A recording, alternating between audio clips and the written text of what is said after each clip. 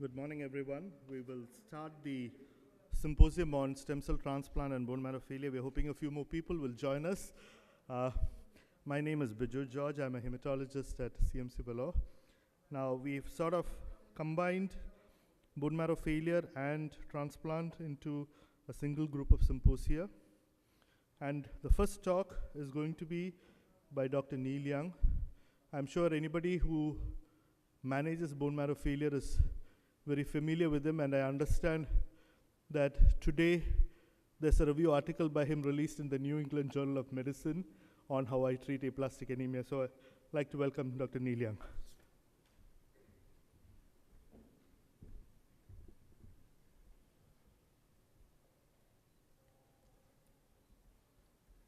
I'm going to pull up my talk to be sure that there's no point even speaking. That is my beautiful new grandchild. This is one of the unexpected pleasures in life.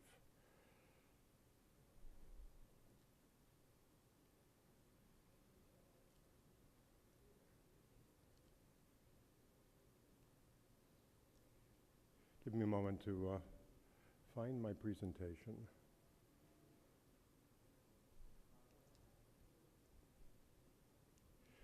So I want to thank Professor George and the organizers of this conference for their invitation to Kerala and to Kochi, and I'm very, very happy to be here and to be participating in the meeting and in this symposium.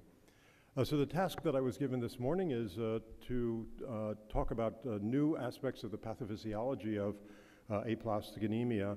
I'm going to only deal with two of them today, which are immune mechanisms and some new insights into stem cell biology, both of them derived from clinical observations followed by laboratory work, an iterative process in which the laboratory work leads to new clinical trials. There's an important issue of clonal evolution and the importance of genetic changes, both germline and acquired, and I'll have a lecture on that subject tomorrow. So I'm not going to talk about the problem of clonal evolution in any detail this morning. So you all know or should know that aplastic anemia is a great historic disease of hematology. First case reported by Paul Ehrlich when he was quite a young man, a docent in Berlin, a young woman who died of a catastrophic illness during pregnancy, probably of a combination of anemia, bleeding, and infection. Because of this comparatively ancient history in hematology, it's a disease that has had a somewhat convoluted story in terms of the understanding and appreciation of pathophysiology. Partly because for most of this last century, the focus has been on potential etiologies. The bone marrow can fail under many circumstances. Usually we find no cause, but it can be a medical drug, benzene, a notorious actor, some strange rheumatic syndromes like eosinophilic fasciitis, seronegative hepatitis. So the focus has been on the etiology of the aplastic anemia. When I was a student at Johns Hopkins, I actually was a student at Johns Hopkins many years ago, and I did quite well. The professor of hematology would see a patient with aplastic anemia, question him or her endlessly about potential chemical exposures, find something in the course of a person's life, say that's what's caused your aplastic anemia, and then send them home to die because there was no treatment other than red cell transfusions. As Viju mentioned, this article came out just today. I think it makes up in quantity whatever it lacks in quality. The New England Journal gave me a huge amount of space. Those of you who will look at this article will probably have trouble getting to the end.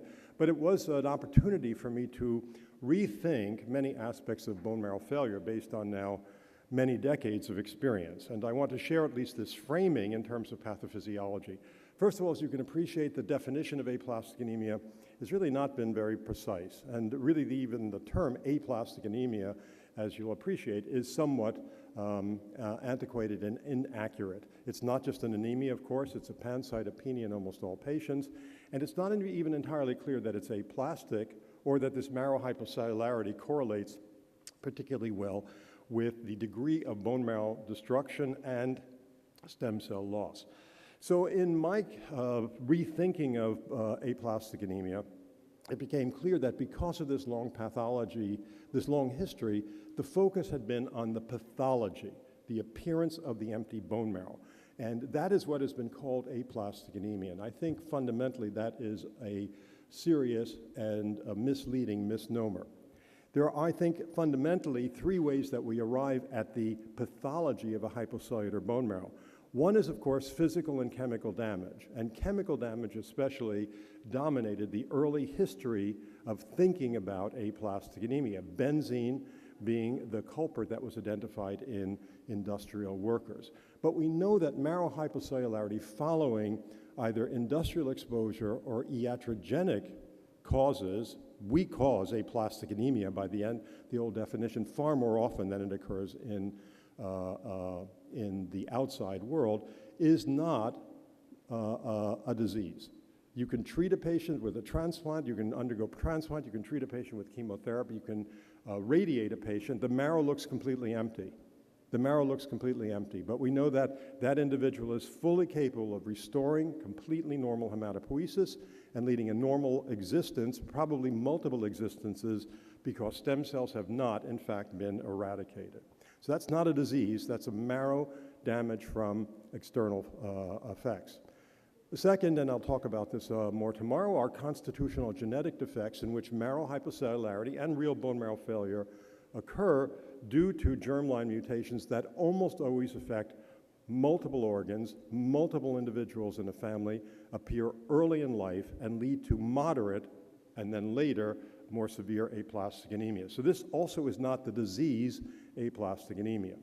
Now, the disease aplastic anemia, I will demonstrate to you, is an immune-mediated destructive process of the bone marrow. This is a real disease in the sense that inflammatory bowel disease, multiple sclerosis, uveitis are real diseases. And it's part of a spectrum not well understood of immune processes that are destructive of bone marrow, progenitors, and stem cells, or of peripheral blood cells. This nice little diagram, actually, I had fun with because I have no idea how big the circles should be, so I simply based them on PubMed citations. I didn't believe the New England Journal would let me do that, but it comes out and it looks pretty nice. So fortunately, aplastic anemia has a lot of citations. For aplastic anemia, the simple framework for thinking about the disease is that the immune system, following some inciting event, which we worry about far less than my professors at Hopkins 40 or 50 years ago did, some inciting event leads to immune aberration, resulting in a pathogenic immune response, destruction of stem and progenitor cells, pancytopenia. We can treat that effectively by transplant, replacing both the hematopoietic stem cell compartment and the immune system, and by immunosuppressive therapy. The problem of late clonal evolution I'll deal with tomorrow. Here's a patient. I'd like to show her picture because she's so dramatic a presentation with ecchymoses, petechiae, clearly anemic, later infected, treated with a very brief period of immunosuppressive therapy and does well with a good partial response for 10 years, for a decade, see her in clinic every year and hug and kiss her. Here's a woman 10 years later, now having evolved out of this good partial response, a good response to immunosuppressive therapy. Again, this is the subject for tomorrow's talk about the major problem now. This is a slide that's from one of our How I Treat articles with Phil Scheinberg, not meant to be looked at in detail, but just to indicate that many, many studies have been done of the historic combination of a horse serum, polyclonal horse serum, anti-thymocyte globulin in combination with cyclosporin, leading to about a 60 to 65% response rate in patients with severe aplastic anemia. Unfortunately, we really don't understand very well how horse ATG or any of the immunosuppressive drugs we use operates in this immune disease. We did a randomized study some years ago expecting that rabbit ATG, a much more potent lymphocyte depleting agent, would result in a higher response rate. We obtained exactly the opposite results. So horse ATG is clearly superior to rabbit ATG, at least in the populations that we see. But even in this study, the only difference we saw between horse and rabbit ATG was due to this extreme lymphocyte depleting activity of rabbit ATG, which also depleted T regulatory cells, as shown here, with rabbit ATG leading to a very sustained decrease in T regs, possibly related to the immune process underlying the disease. Now, this is not a talk on treatment. I was warned by one of my colleagues that I shouldn't talk about treatment, but I'll just mention that when patients respond to this first round of ATG, they have a good long-term prognosis with, since the 1980s, survival on the order of 90 to 95%. Not necessarily uncomplicated, but they're alive. That is the strongest evidence. This clinical observation is the strongest evidence for an immune basis for aplastic anemia, the disease. Also strong evidence is that about a third of patients remain dependent on cyclosporin. We can continue cyclosporin for years, but when cyclosporin is discontinued, patients' blood counts do change. We can prolong treatment and prevent relapse. I'm going to discuss very briefly the results that we have adding eltrombopag, but I wanted to use this experience with eltrombopag combined with immunosuppression to show you that when cyclosporin and eltrombopag are discontinued in patients receiving combined therapy, the relapse rate can be very high, but that's prevented if cyclosporin is continued. And we changed our protocol after treating 20 or 25 patients, noting this decrease almost always in platelets in patients who had responded to combined therapy, and a relapse rate that's more modest. Again, evidence that the immune system is active in this disease. We can model aplastic anemia in animals. Now, it's not a perfect model, but it is a model that demonstrates the potency of lymphocytes in eradication of a single organ. So these are mice that receive lymphocytes only across a major or minor histocompatibility barrier. They're nice, rich bone marrow full of nice blue cells. 1 week later is full of fat and also shown in aqua, invaded by CD4 and CD8 cells. And many immune mechanisms can be studied in this simple animal model. We lightly radiate our animals to make the model simpler to manipulate, but it actually does not require radiation. Small numbers of lymphocytes are capable of completely eliminating hematopoiesis. There was some controversy, papers published in Nature by famous people suggesting that some cytokines were actually helpful to the bone marrow. That's not really true. This is a study we published in Blood a few years ago. I'm not going to go through it in detail, but now with the ability to manipulate animals using cells that are deficient in gamma interferon production or cells that don't have a gamma interferon receptor, we can show the central role in this animal model of interferon gamma. So, for example, T cells that are unable to produce interferon gamma do not result in a marrow-destructive process in this animal model. Host cells that are not able to express the gamma-interferon receptor do not develop immune-mediated marrow failure. Now, we have postdoctoral fellows who come to the laboratory. They need a project. We published this nice paper in Blood. That was good. TNF, also a type 1 cytokine, has been assumed to function very much the way interferon gamma does. So you put a postdoc to work so they can produce a paper, and as is often the case, the results can be against expectations and a surprise. This is work that I hope will be published shortly, also in a major journal. When we do the same experiments with TNF as we did with gamma interferon, the results are completely different. So TNF production by T cells is irrelevant to the production of T-cell-mediated aplastic anemia. However, surprisingly, in control experiments, eradication of TNF on the host side does abrogate immune-mediated marrow failure. In a series of really elegant experiments, my colleague Xinming Feng showed that it was indeed the macrophages in the host cells that licensed donor lymphocytes to produce a gamma interferon and therefore to produce bone marrow-mediated marrow failure. The editor of the journal complained that this is only a mouse experiment and asked us to look at for some human correlate. This drives me crazy, but we did the experiments anyway. And actually, in the bone marrow patients with aplastic anemia, macrophages are loaded with TNF. And they are abundant, relatively speaking, to the other bone marrow cells. There are actually limited numbers of macrophages in healthy bone marrow. That's, I think, shown here.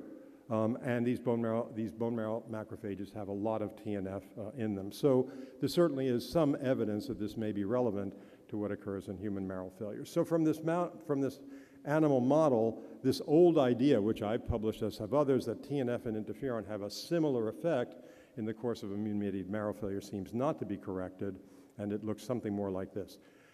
The immune system is really complicated, and making clear conclusions based on simple observations is really dangerous, and it's this sort of careful dissection, which is imperfect in itself, is required to get some glimpse as to the true mechanism. And the last animal experiment I want to show you, because it's led to a clinical trial, is that rapamycin sirolimus, which we use in our transplant program to induce tolerance in patients across HLA, not H2, but HLA barriers, also is effective in the immune model, but works by a very different mechanism than does cyclosporin. Different cytokines affected, allows for CD8 clones to be deleted, not simply suppressed because of the metabolic actions of rapamycin, and also increases T regulatory cells. So this difference in mechanism plus the human experience in which sirolimus is quite effective under circumstances of severe HLA differences has led to a clinical trial taking advantage of this high relapse rate in patients with aplastic anemia when cyclosporin is discontinued. You know, when I was a medical student, we cured leukemia in the mouse. You can cure, it's really easy when you are starting with a disease in an animal model to show really how good a doctor you are for those mice. So you don't have any problem with leukemia. You can get rid of L1210 cells quite readily when there are only 4 of them. And this is one of the problems with animal models, is that the disease is starting at the time that, that you do your experiments, and it's easy to treat. When patients relapse, they have something like the same situation. It's like a rebooting of their disease. So we're taking advantage of this point at which relapse is highly probable to treat patients on a randomized trial, and so far a glimmer that in fact rapamycin may be able to prevent by T-cell depletion the occurrence of relapse in patients at risk. Quite striking, and I think of importance in terms of the pathophysiology, is that relapse is not easy to define, and what we think actually is relapse may just be a decline in the platelet count, and I've really become quite interested in the role of megakaryocytes and potentially platelet and megakaryocyte antigens in the origin of aplastic anemia. In other words, patients, when they come off cyclosporin, often show a decline in a platelet count, which when it's starting at 30,000 post-immunosuppression, we get anxious about. When it starts at 100,000 or 150,000, we can be more sanguine. And really, it's only the platelets that are affected in almost all patients who we call relapses. Lots of experiments that indicate that T cells are important. We can find oligoclones by flow cytometry, an old paper of my colleague Antonio Rusitano, and we can now, in more sophisticated and modern experiments, show these oligoclonal CD8 cells, CD57 also, in many patients with aplastic anemia.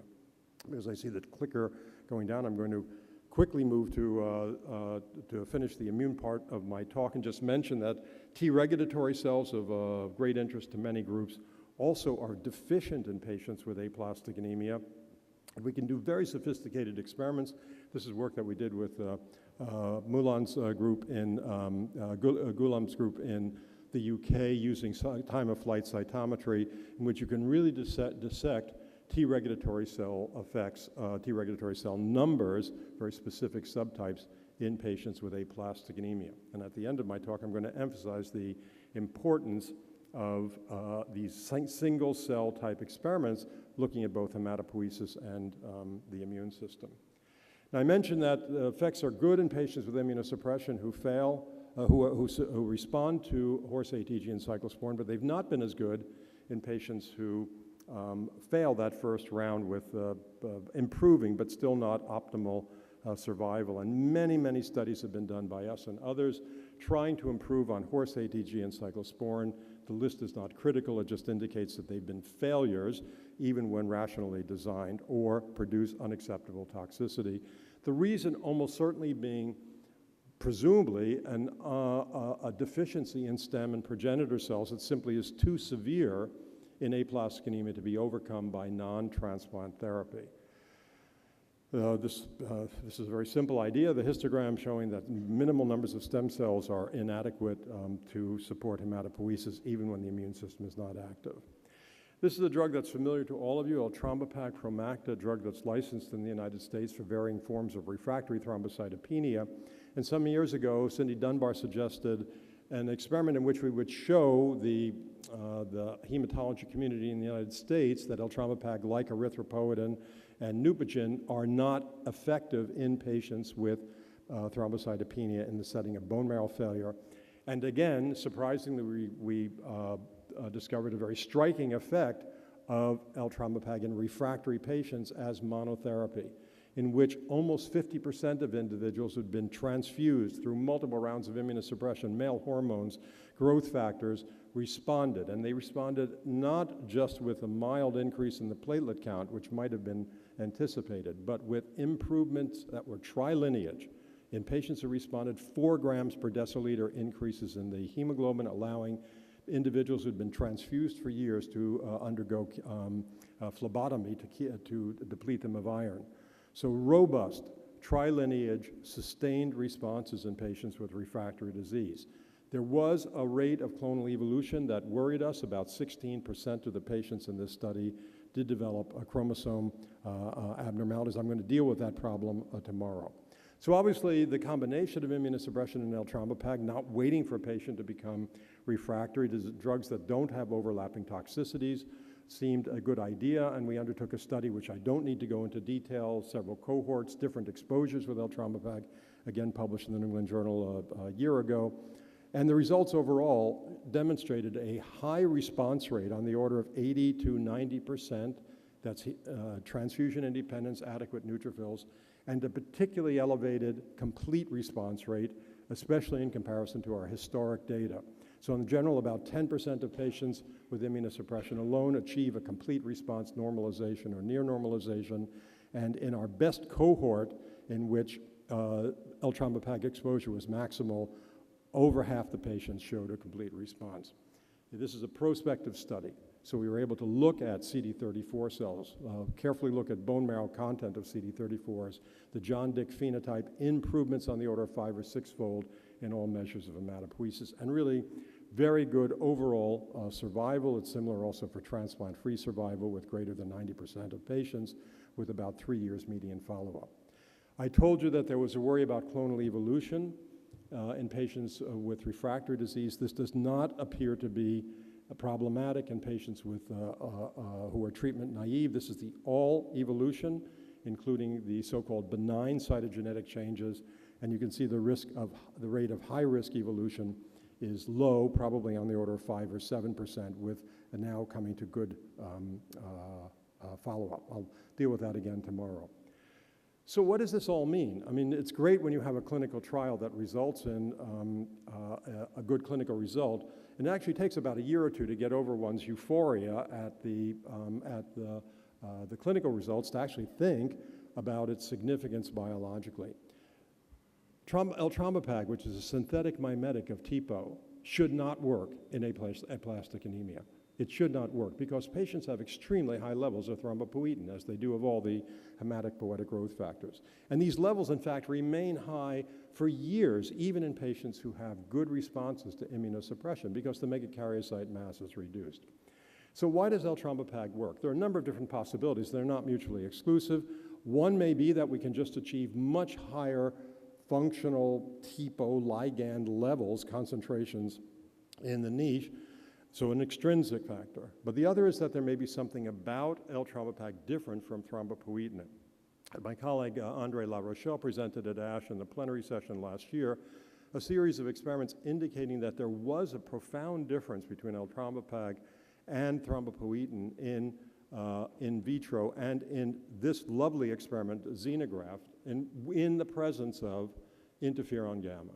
So interferon gamma and other cytokines are thought to block receptor signaling from the receptor in hematopoietic target cells. You can see that in this xenograft, both TPO and L-trombopag are quite good at increasing CD34 cell number and resulting in recovery of human cells in the xenograft.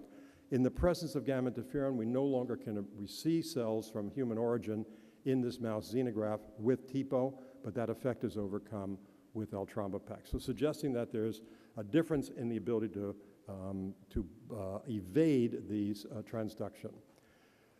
So I want to just finish with what are some of the clinical implications for this effect, this observation of stem cell stimulation in humans with bone marrow failure. Many clinical observations leading to new protocols.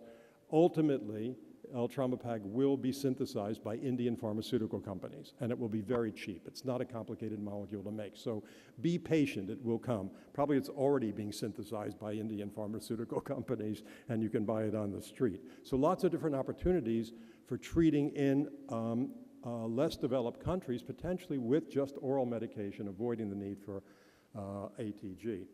But there are also many interesting biological inferences, some of which I've just alluded to and which can be discussed informally. But it does indicate that these clinical observations do indicate that there are stem cells in patients with aplastic anemia, just as there are stem cells in the patient who's undergone transplant and has a hypocellular bone marrow a week later, or a patient who's been exposed to benzene and is withdrawn from the benzene environment. TPO does not work like GCSF and EPO. It works at a much earlier cell. It also can elicit the proliferation of clones that are undesirable.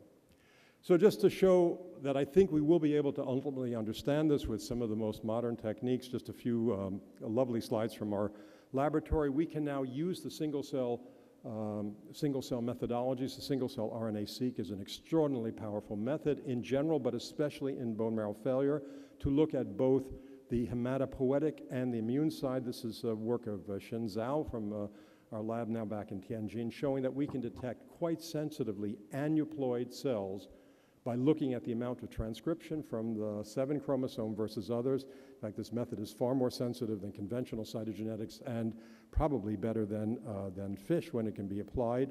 And once we've identified those cells computationally, we can also look at the differences in their transcriptional networks and impute some functional differences as well. And we also get a vision of normal hematopoiesis, which is relevant to what I've described to you with L-Trombopag. That hierarchy that's been inferred from clonal experiments using what? Cells that are exposed to levels of oxygen, concentrations of oxygen that are not physiologic. Amounts of growth factors that we have no idea how they relate to what actually occurs in the body, undergo physical stress when cells are centrifuged, et cetera, et cetera.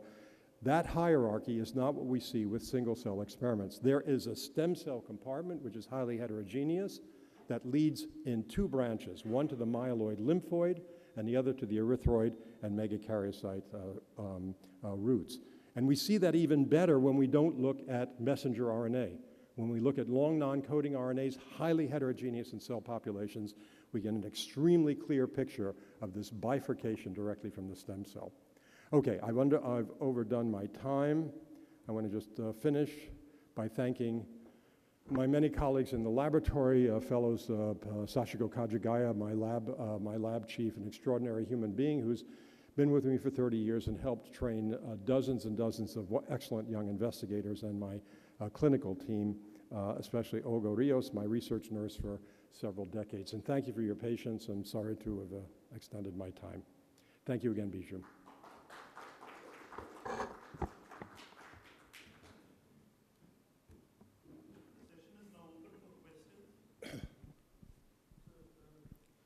Dr. Young, can I ask 2 questions? One is the dose of L-Trombopag that we use in aplastic anemia now. In the ITP, it works at 50 milligrams when you start with, but we are using much higher doses in aplastic anemia. So were there studies done in the lab to look at dose response, and is that the reason why you arrived at the 150? No, the experiments are actually done in humans with dose escalation. Early monotherapy experiments.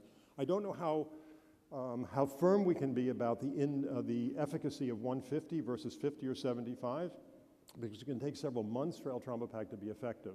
But at least in dose escalation, it was not until we reached 150 that we observed improvements in blood counts. More than 150 does not appear to be necessary. Less of an issue here in India, but in East Asia, the doses are lower because of the differences in metabolism. The second question was the other drug that's available, romiplostim. Now that the generic is available in India. So is there any data on use of that in aplastic anemia? I've only heard anecdotes that it's also effective in individual patients, but no studies. Dr. Fuchs. Anyway, here we go. So I'm very interested in the pathogenesis, the fact that you found that TNF-alpha produced by macrophages may be some sort of inciting factor. You know, I'm an immunologist, and like graft versus host disease, it's been shown that interferon gamma synergizes with toll-like receptor ligands to stimulate macrophage production of TNF-alpha. So I wonder if there is some sort of inflammatory pathogenesis involved in aplastic anemia, and if so, would anti-inflammatory agents, like in particular something like canakinumab, since it's gotten a lot of attention recently on the pathogenesis of heart disease and CHIP and all that kind of stuff. Any work so there? there are only thoughts. I mean, we did some experiments with toll-like receptors some years ago, looking for whether they were expressed. I think that the role of the innate immune system especially is really poorly understood, and whether there's an initial innate response followed by the complex iterative process between macrophages and T cells is really just not well explored. The difficulty with, of course, thinking about clinical studies is that we're starting with really good responses at this point, so it's really hard to even think about how to design a study that looks at some of these novel immunomodulating agents. And you'd like to try them, but it's hard to ethically think about how to do it. Thank you. Yeah. Dr. Kalu, can come to the front. Thank you, Neil, with this fantastic overview, as usual. So I've been really interested by the use of rapamycin. Yeah. I mean, you mentioned that, you expect that is because of T depletion action, but you will know that also increases Tregs, which you've shown are deficient in aplastic anemia. Should you make a layout of an experiment? Which of the two mechanisms you think would be better? Yeah, so this is really all empiric. Now, what happens in the mouse, as I mentioned, is that when you have a system, for example, in which the H60 antigen is the clear target in those well-defined systems, those clones that we can now track by flow, those clones persist in the mouse that's treated with cyclosporin. So you've suppressed the immune response, but you haven't eliminated it. That's not the case with rapamycin. The clones are deleted and T regulatory cells increase. So those seem to be beneficial. We will know, I think, eventually, because we're collecting but have not yet analyzed cytokines, T cell subsets, et cetera, in our patients who are being treated. They come, actually it's a funny protocol, they come back at the 3-month point, an empiric, just 3 months seemed an adequate time to treat patients. They come back only for blood collection. So ultimately, we will have data on the difference in patients who just stop cyclosporin and those patients who receive rapamycin. But at the moment, this is really an empiric study based on the fact that rapamycin sirolimus is relatively low toxicity and well tolerated by patients. So, Parno?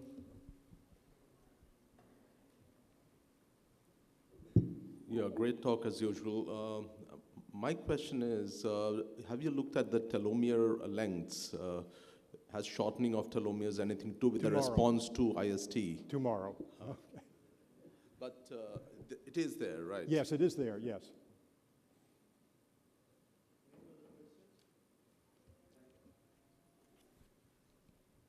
Hello? Yeah. Any further questions? If not, thank you very much. Thank you all. Yeah. Now we'll move to the next talk, which is by Dr. Srikanth from Apollo Hospital, and he's going to talk on the use of immunosuppressive therapy with ATG in treating aplastic anemia.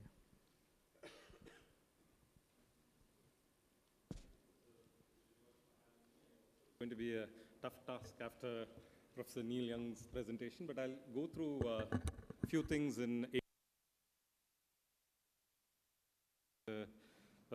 from Professor Young's talk. Just one, it's going to be another one. It'll be plastic, yeah. Oh, the first one.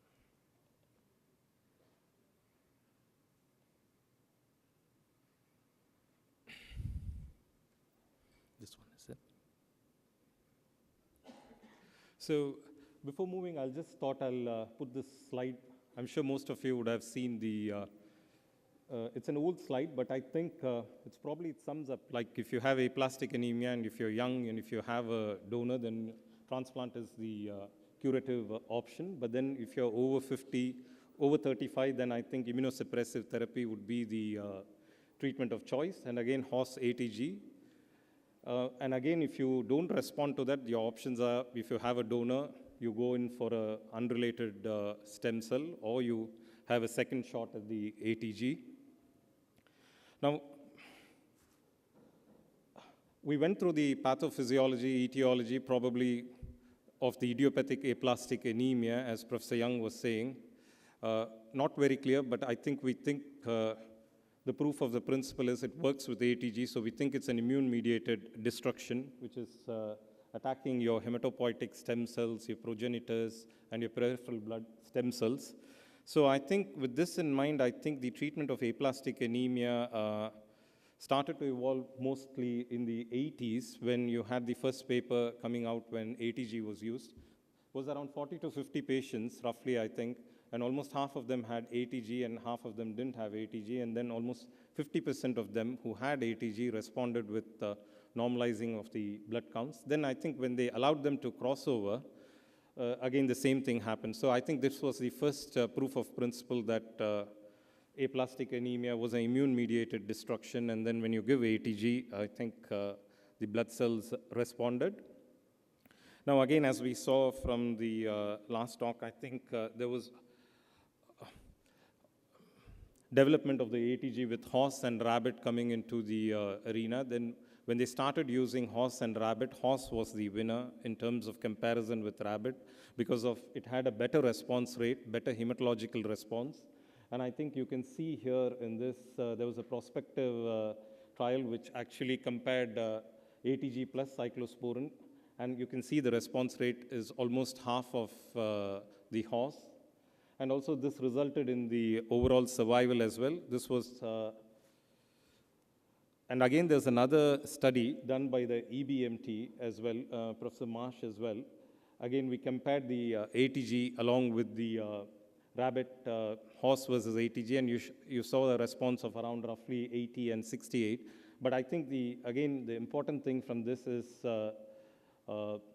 this was also associated with an overall survival. So I think horse became the treatment of choice when you compared with rabbit, and so horse was used more. Now again, there's quite a lot of studies if you look at where you can see when you compare both horse and rabbit ATG, horse was the winner with higher response in the region of around 60 to 70, and almost half of it, of the response was got from the rabbit. Now again, on the basis of this horse ATG and rabbit, we had another study which compared actually just the horse ATG on its own, along with the horse ATG plus cyclosporin, and plus horse ATG plus cyclosporin plus erythropoietin and the GM-CSF, compared with the rabbit ATG. So with this four, again, horse ATG and cyclosporin was the winner, showing that horse ATG and cyclosporin became the standard platform for treatment of aplastic anemia. Again, in terms of response rates, when you use horse ATG and cyclosporin, always, most of the papers quote around 70 to 80% as your first-line standard response. And then you had, when you use the growth factors, it went down by another 10%, but then with your rabbit, it was somewhere around 40 to 50%. So I think, so this formed the basis of the platform for other treatments to be built upon. So again, if you look at the ATG cyclosporin, the current indications which I've taken from the British Society of Hematology guidelines, if you have a non-severe aplastic anemia and someone who's presenting with infection or bleeding, then you treat them with ATG and cyclosporin. Or if you had someone who hasn't got a donor, who is less than 35, then you would give them the ATG. And similarly, someone who's over 35 to 50, I think this is the treatment of choice. Now, factors which are predicting the response, as previously was asked, if you're at young age and if you had a less severe disease, and also if you had a retic count which was high and a lymphocyte count which was high as well, you showed a better response to treatment. Again, if you had trisomy 8 or a del13q, that had a good favorable prognostic impact. Again, if you had a PNH clone, that was again one of the reasons. And again, the telomere length, which was asked as well, I think if you have a longer the telomere length, then I think that predicted a better survival as well. Again, if you had a first course of ATG and if you had responded to it, the second course, you again had a response to it, but if you were refractory to it, then you had less than 1/3 response from it. Now, again, the outcome of ATG, if you had, usually it takes around 3 months minimum to respond and to a maximum of 6 months, so you wait for at least 6 months before you know it hasn't worked. And again, it is also dependent on your age as well. Younger the age, I think the higher the chance of response to your ATG treatment as well. And again, if you relapse as well, again, if you have relapse ATG, if you retreat them again, they do respond as well. Again, there's a risk of this clonal evolution and development to PNH as well. The risk is around somewhere between 10 to 15 to 20%. And again, these are the important things to bear in mind. Again, this is again the slide which we saw previously as well, where you can see if you gave horse ATG and cyclosporin, most of the trials which have been done showed a response rate of around 60 to 70%, and also with a very good 5-year overall survival as well. So the key recommendations for IST, as I said to you, would be is the standard therapy is ATG plus cyclosporin, but I think with the advent of L-thrombopac, this would probably need to be revisited. I'll just go through the data which from the L-thrombopac study. So if you had non-severe aplastic anemia, or if you're over than 35, then you would give ATG cyclosporin. Then if you are refractory to it, the option becomes difficult whether to retreat again, or whether to go to a newer agent, or whether you go for a transplant. Adding newer drugs like the cyclophosphamide, growth factors and things has probably not made any much impact to this regime. So again, there is another group of patients whom we come across, must be the elderly group of patients. And again, in the elderly group of patients, if there's not much of comorbid conditions, they are very fit and their performance status is good. Again, this could be tried as well. And I think it gives rapid improvement in the blood counts. Again, now we have the single dose L-thrombopac now in combination with cyclosporin, which again is another feasible option as well. Now, L-thrombopac again is being licensed as well in aplastic anemia. Now, again, another important group of individuals is the pregnant women. Again, ATG you can't give in pregnant women, but I think pregnancy again can cause aplastic anemia as well. The mainstay of treatment would be is to do supportive therapy with giving platelet transfusions. Again, you could try cyclosporin as well, which has been safely used in pregnant women as well. So going to the supportive care of aplastic anemia, again, transfusions and red cell platelets are the main thing, and they could lead to alloimmunization, as we all know. Growth factors have not caused much of a benefit here. Again, there's no any threshold level where you can give a transfusion, but in general, we say keep the platelets about 10,000, or if they're bleeding or they have an infection, then you give them platelet transfusions. Again, when you're administering ATG, I think all of us know that the platelets have to be higher. Then we give supportive platelet transfusions to maintain a count greater than 20. And again, patients should receive irradiated products if you're on the Campath or alemtuzumab treatment. Then also iron chelation is something important as well, because of the multiple transfusions, there's risk of iron overload, so which needs to be addressed. Again, patients who are neutropenic need prophylactic antibiotics, antivirals, antifungals, and I think the local policy should be adhered to. And also, the important thing is, if the problem with aplastic anemia, what we have is, even when we say stem cell transplant, immunosuppressive therapy, it's probably not all of them are going to have the stem cell transplant. As we all know, almost less than 1/3 have a donor. And also, even if you have a donor, there's going to be life-threatening complications like GVHD, infection, and other things. And again, even if you give the immunosuppressive IST treatment, you're probably going to have relapse. And if you have relapse, even if you give rabbit, the response is going to be around 30 to 40, which is probably not going to be an ideal situation. And again, if you're going to continue with supportive treatment with transfusions, you're going to have alloimmunization as well. And again, you're left with the problem of clonal evolution with leukemia and PNH as well. So all these things, we saw this briefly, I think, why we don't have the success with the IST. It can either be because I think you're not responding to it. There is a stem cell defect there. So deficit is there. So whatever treatment you're giving is probably not going to work. And also, if the cells are going to be auto-reacting, then the immunosuppressant treatment is not going to work. And again, sometimes you could have relapse because whatever the remaining stem cells are there, they have been exhausted as well. and the subclinical cells have been destroyed as well. And again, you have the problem of evolving into genome which can become unstable, as well as pre-existent clones which can form PNH and AML as well. So the therapeutic options, what we have is either you continue with the supportive treatment, which is probably not an ideal thing, or you go in for a unrelated stem cell transplant, or you can use androgens. Now, if we look at the studies which looked at what happens when you have had initial horse ATG and when you respond to, and then when you give rabbit and immunosuppressant therapy, almost only 1/3 of them respond. So it's not a very great thing once you've not responded to the horse ATG.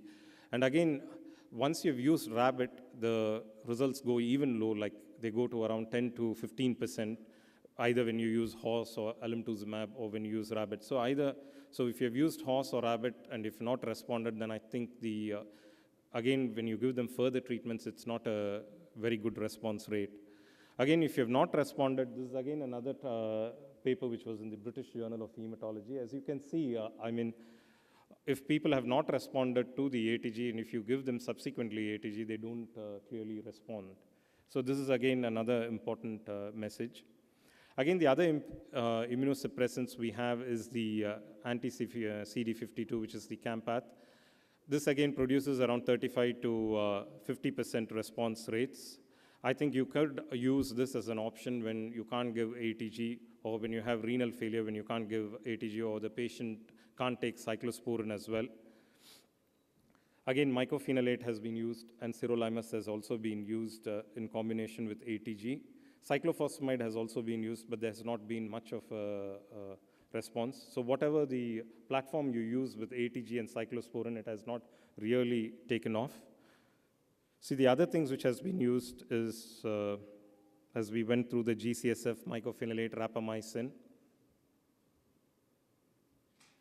Now, moving on to the L-thrombopag, I think Professor Young went through the L-thrombopag and the recent trials, so I'll just skip through some of them which are quite relevant in the frontline setting now, and as also in the refractory setting. Now, L-thrombopag, or the thrombopoietin, basically acts through your TPO receptor. Now, the receptor is expressed as multiple levels and also in the hematopoietic stem cells as well. The proof of it is that it expands your hematopoietic stem cells in vitro as well. And also, if you have a knockout mice, there's reduced hematopoietic stem cell function. So it is not just a single lineage, it is a multi-lineage improvement, as we all know. I think we went through this where there is elevated levels of thrombopoietin in aplastic anemia as opposed to the ITP patients. Then I think this is the Professor Young's paper on L-thrombopag added to human ATG with cyclosporin. Just going through the schema of things, I think the third cohort is the one where you have the L-thrombopag, which is started right from day 1 to 6 months, and on the backbone of human ATG and cyclosporin, which was given. And I think if you look at the response rates, the primary, so these were the study points, and if you look at the response rates, both the hematologic response at 3 months and 6 months, very impressive. The third cohort, if you see, you can see a response rate of around 90%. Now, I think, as you all know, the horse ATG, cyclosporin, initially produced a response rate of 60 to 70. Here you could see at least more than 20 to 30% more response rates given in the first line setting. Again, this is the latest data where the median follow-up of 18 months, as you can see. It shows good overall survival. Again, this was actually when you look at the data, when the cyclosporin is stopped, whether you stop it at 6 months or whether you continue it for a long time, you can clearly see patients who discontinued cyclosporin at 6 months had an earlier relapse, whereas compared to patients who continued with cyclosporin, their relapse rate was around 10 to 15%. So I think continuing the cyclosporin for a longer time, higher dose of L-thrombopag seems to have worked. Then again, if you look at the L-thrombopag and the refractory aplastic anemia, I think we went through this study as well. Almost 26 patients, and half of the patients had responded in this. And The important thing in this is that there were tri-lineage responses, both in the red cells as well as in the platelets as well, and neutrophil responses as well.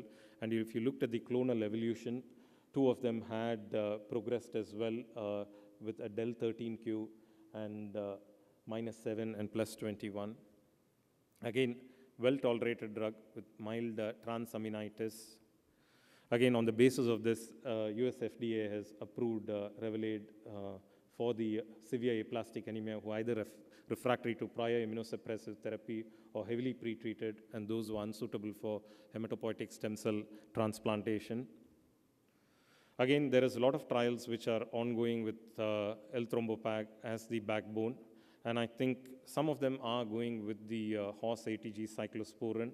Then you have the race trial as well, which is recruiting as well with the frontline horse ATG cyclosporin L-thrombopag. And then you have another trial as well, as you can see, with rabbit ATG and cyclosporin as well, which is underway.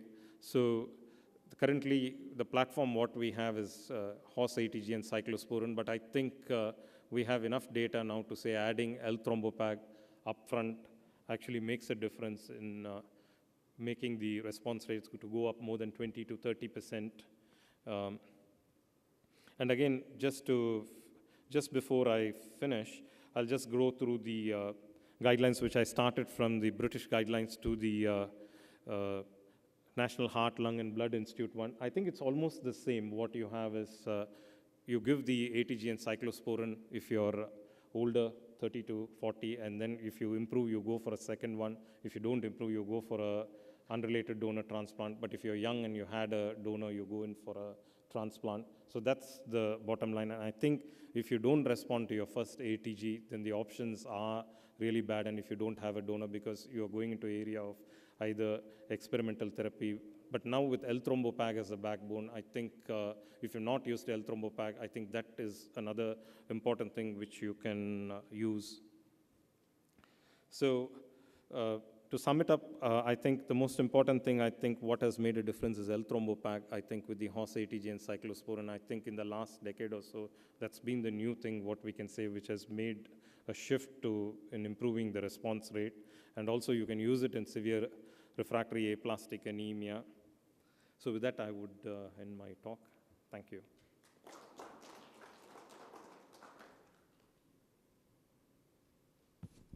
Thank you, Dr. Srikanth. The floor is now open for questions. Let me start by just putting a case scenario. So I have a 40-year-old who had ATG with cyclosporin with very severe aplastic anemia, had a partial response, and then we continued the cyclosporin for about 18 months. After that, once we stopped, he dropped his counts. So we re-challenged him with cyclosporin, but 6 months on that, he's still cytopenic, transfusion dependent. But he initially had a response. So in this scenario, would you give a repeat course of ATG? If so, with what? Or would you go for an unrelated, or he didn't have a sibling match donor, so would you go for an unrelated or a haploidentical transplant in this scenario? So I will just put it first forward to you, then our colleagues from the US, we've got people from Europe, if they could take what they would do in their practice there. Okay. I think it's quite a very complex thing, I think, in the Indian environment, I think, because I think first important thing is going to be how fit he is and what the affordability of the patient as well. Finance is not a problem. Affordability is not an issue. He's got a 10/10 matched unrelated donor. Okay. So the option is either you go for an unrelated donor or you have another pick at ATG cyclosporin with the L-thrombopag. I think with ATG cyclosporin and L-thrombopag, I think you could use it. I think the reasons why I would say that is because he has responded to it, he's had a partial response, and you have maintained him for 18 months. And I think with L-thrombopag, I think he has a better chance of response as well. And also the second thing is, if he doesn't respond upfront with this pattern, then again you still have the donor to go for as another backup plan. So, Dr. Young, so this is a patient who's relapsed after 3 years after initial response, still severe aplastic. would you consider a repeat course of ATG, or would you, if he's got a 10 by 10 unrelated donor, would you consider going for that? Yeah, so what we would do is repeat the immunosuppression. So no response to cyclosporin. Very effective in this setting is Campath, alemtuzumab. So I would expect a greater than 50% likelihood of response, no cyclosporin involved. If there's no response at that point, then move on to a MUD.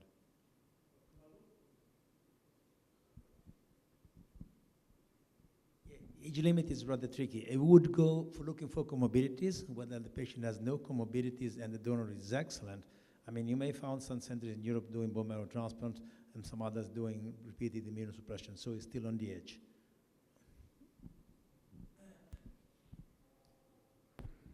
I have a practical question. Most of our patients, they have only one chance. And the algorithm says that if there is no matched sibling, you go for IST, and then if it fails, you go for a matched unrelated donor transplant. So recently we had a scenario where the patient is, they're all on a shoestring budget. They had a full 10 by 10 match, 35-year-old man, and the ATG cost is quite prohibitive, the original ATG. So why not we use MUD transplant if there is a suitable donor, 10 by 10, as a first line, instead of going ATG and then failure and then again, because they would have exhausted their resources. So why all the algorithms say that first give the IST and then go for a MUD? If there is a suitable MUD donor in a young patient, why can't you use the MUD transplant as a first line therapy? Or anybody, Okay. I think any of the experts. I think we have around 90% response rate now with ATG cyclosporin, and also there is no any treatment-related mortality or even very less actually in very experienced centers. I think MUD obviously will have complications associated with it as well. And again, the cost issue, I think, is going to be at least 2 to 3 times, I would say, if you compare the ATG cyclosporin base. So I would still prefer, if you're young and you don't have, if it's a sibling donor, yes, as per this thing, we would go for that, but not an unrelated donor in the upfront setting, in view of the treatment-related mortality and also with the higher response rate, what we see now with addition of L-thrombopag. So and also you would know, when you're adding L-thrombopag, I think probably the response is also quite quick as well. So I think we need to remember that when these guidelines are put down, finance is not something that comes into guidelines. So I think down the line you may need to think of whether there's something India specific. So I think the only place where people would look upfront, and I'll talk about it, would be a group where you think that they are likely to have very poor response to immunosuppressive therapy. And that is what we see in our own children. Actually, there's some EBMT data also looking at upfront transplant versus immunosuppressive therapy and showing that it's probably better. If it's not, Kalu? Yeah, age is a limiting step. I mean, in younger ages, particularly up to the age of 18, we have data, quite solid data showing that, MUD up front, provided you have a donor in a reasonable time span, selected is not multiple woman and whatever, so a number of selection criteria, that works quite well. The perspective is rather different because, if you think of let's say, 16-year-old boy who wants to play football or cricket or whatever, and wants to biking and have a normal life, he can do that with a bone marrow transplant, which is highly successful in perspective.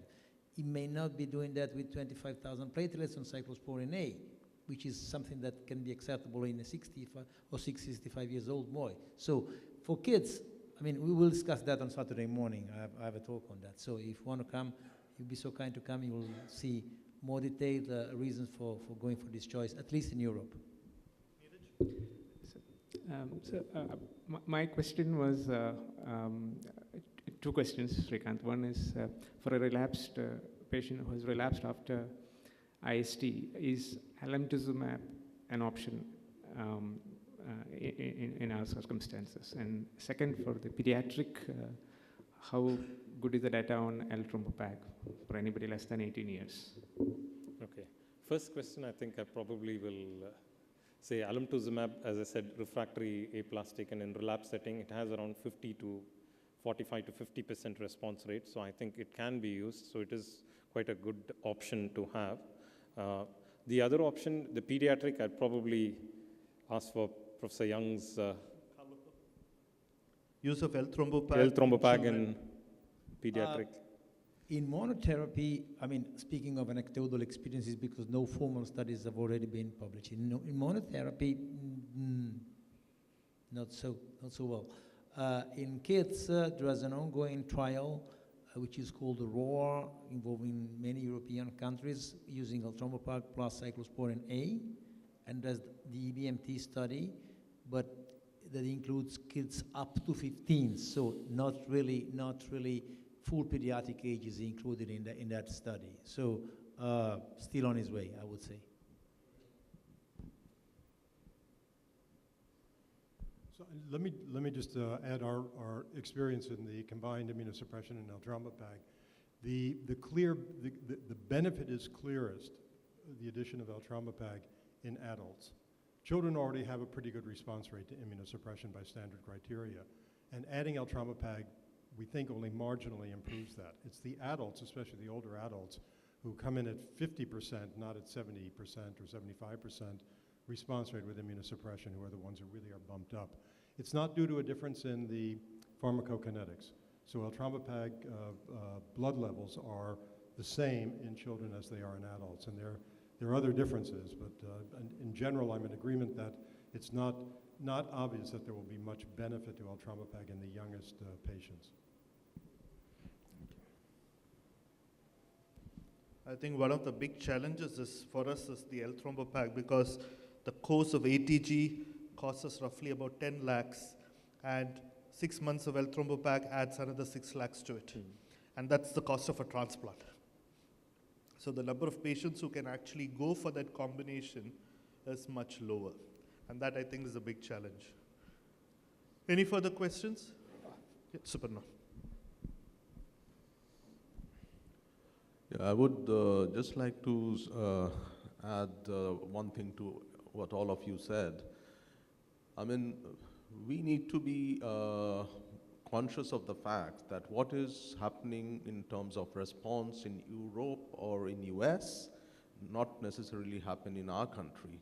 I mean, we often tend to extrapolate the data without having a data coming from our own country.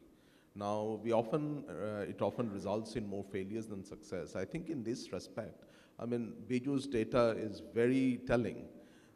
We get enormous responses in pediatric population in the West, but look at the Indian subpopulation. The responses are pathetic. I mean, how can we just take a algorithm from NIH and put that in the Indian scenario? We can't. So be conscious of it when you're making any recommendation in the Indian setting. Please try to have Indian data. I mean, the Japanese have found that the L-thrombopag dose had to be lower for them. We don't know what is the L-thrombopag dose for our population, whether it will work at all.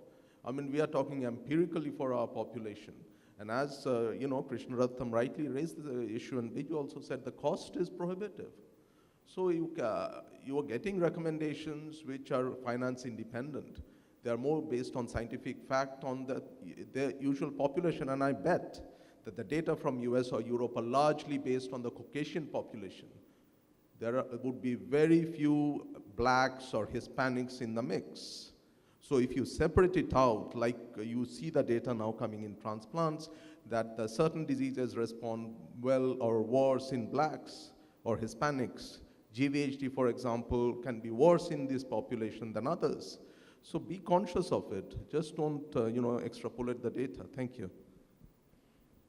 I agree with you, Suparno. I think there's a lot of guidelines, and we sort of need to adapt guidelines to what is the scenario within the country.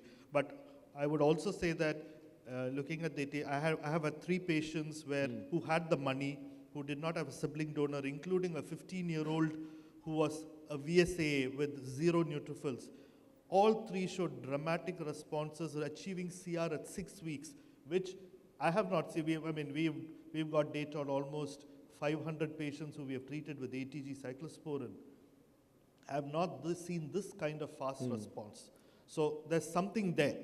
But I totally agree with you. probably the number of patients who can afford this is only about 10% of the people who can afford ATG, and that's because of the prohibitive cost. I mean, I've been pushing some of the companies to say, please make L-thrombopag in India. If that happens, a larger number.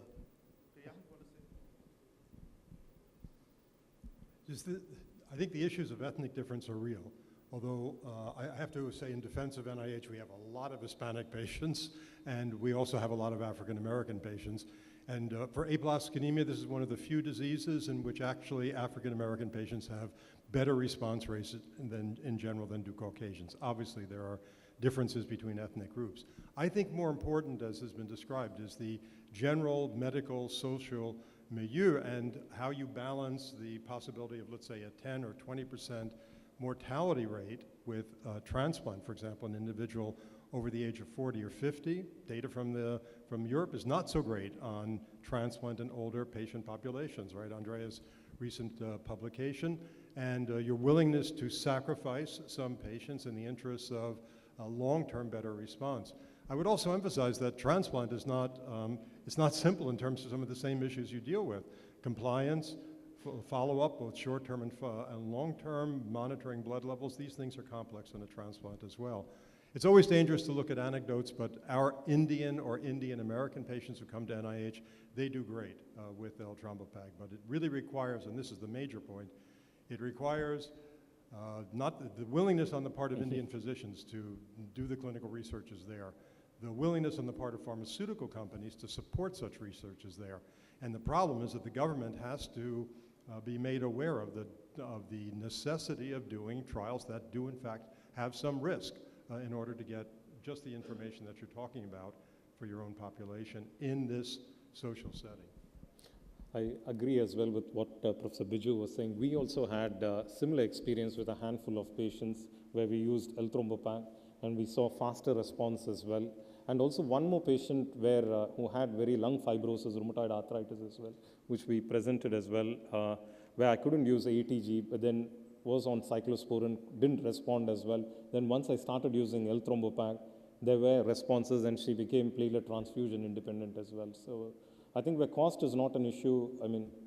Yeah, I totally agree with you that it's there. I mean, we have also used it on the response. But what I'm saying is that data has to be. Yes, I agree. Totally agree with that. Okay, now we'll thank you, Professor Srikanth. We'll just move on to the next talk.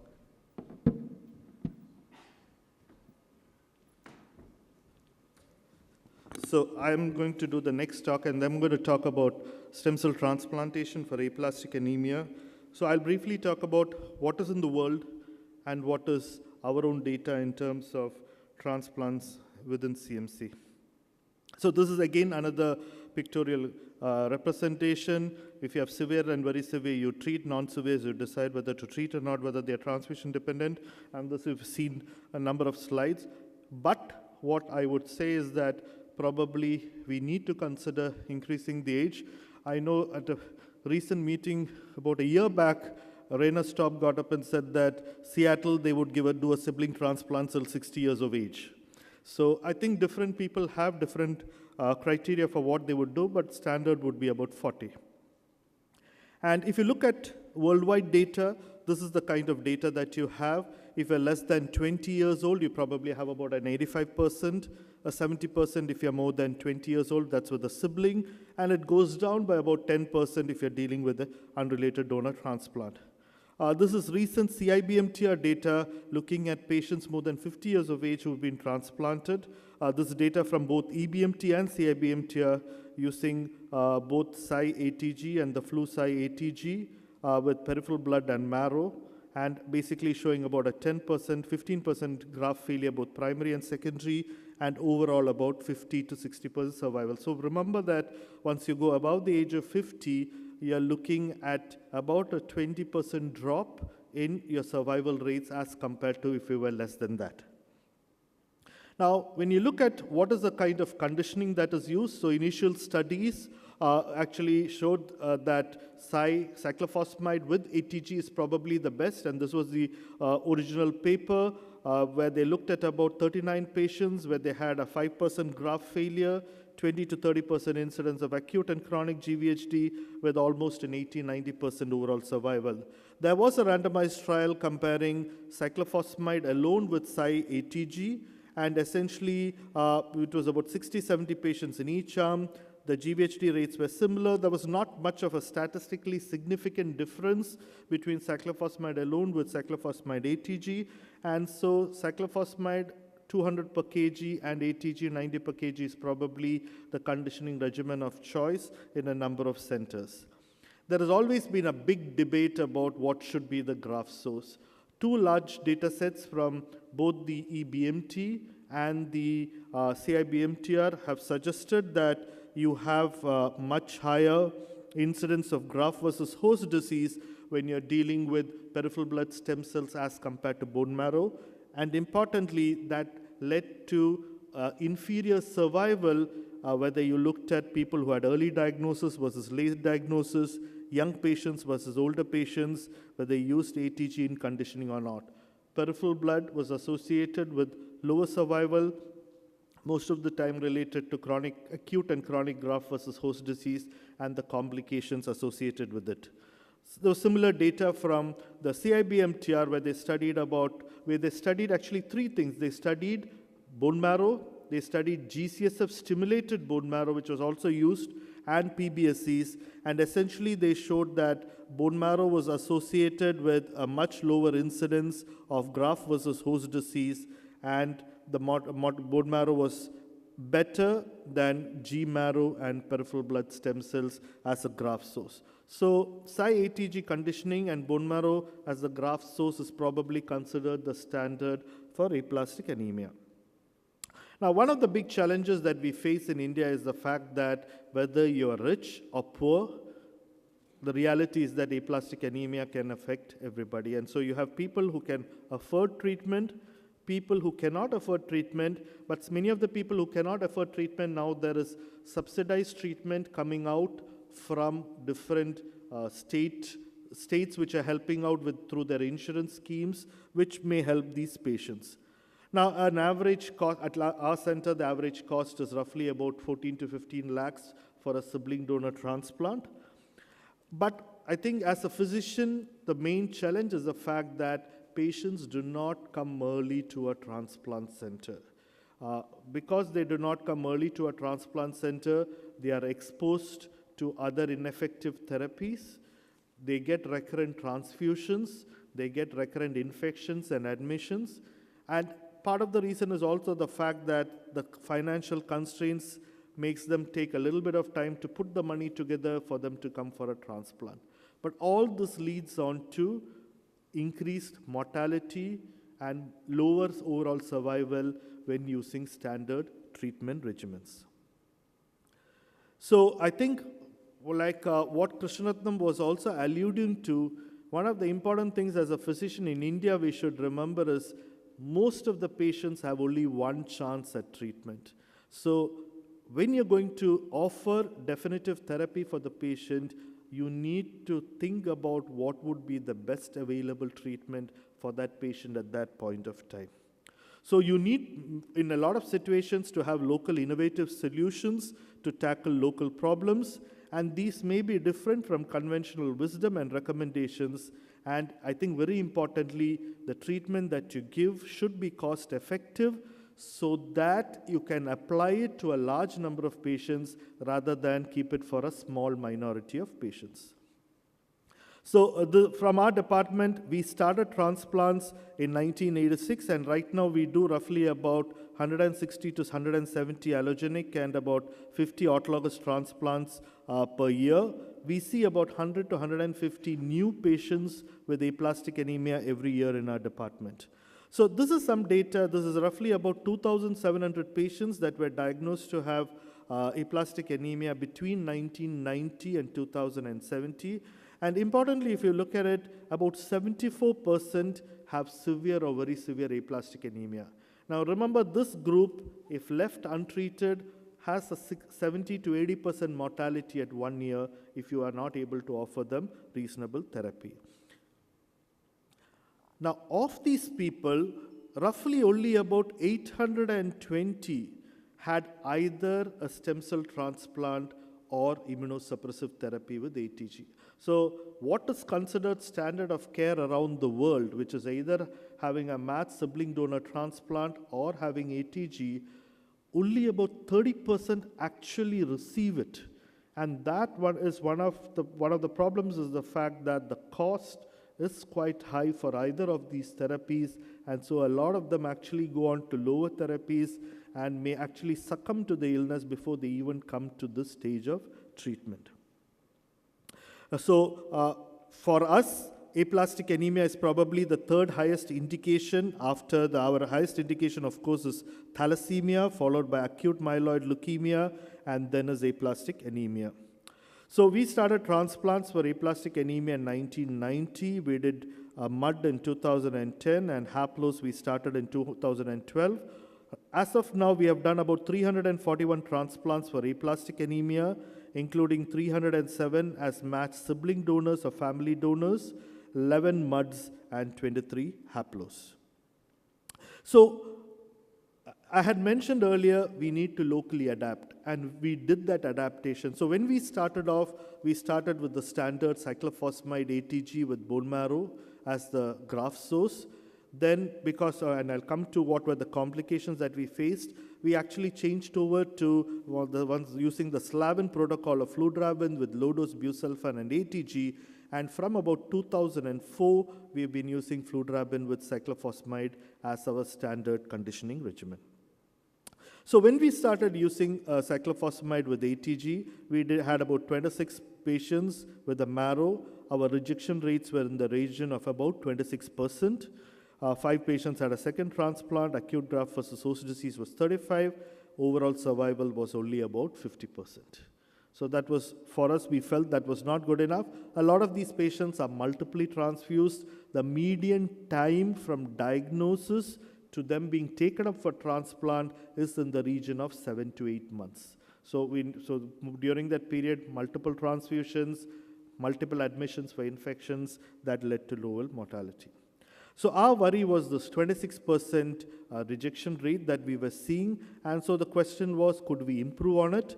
So then we started using this fludarabine busulfan-based protocol as was described by Slavin. We did about 19 patients. The rejection rates came down to about 10.5%. We still had about 40% acute GVHD and overall survival about 57%. At that point of time, we also made a shift over from using bone marrow to peripheral blood stem cells as the graft source. And one of the reasons partly was this paper which came out, I think in BGH almost about 10 years back, looking at using a combination of fludarabine, cyclophosphamide, and ATG with PBSC, showing that rejection rates could be reduced in people who have multiple transfusions. Also, the acute and chronic GVHD rates were still quite high. So since 2004, we've been using a combination of fludarabine for 6 days with cyclophosphamide for 2 days. Earlier, we used ADGAM low dose, but we have now taken it off. We do a peripheral blood stem cell harvest, looking at about a 6 million CD34 and cyclosporin methotrexate at a standard prophylaxis.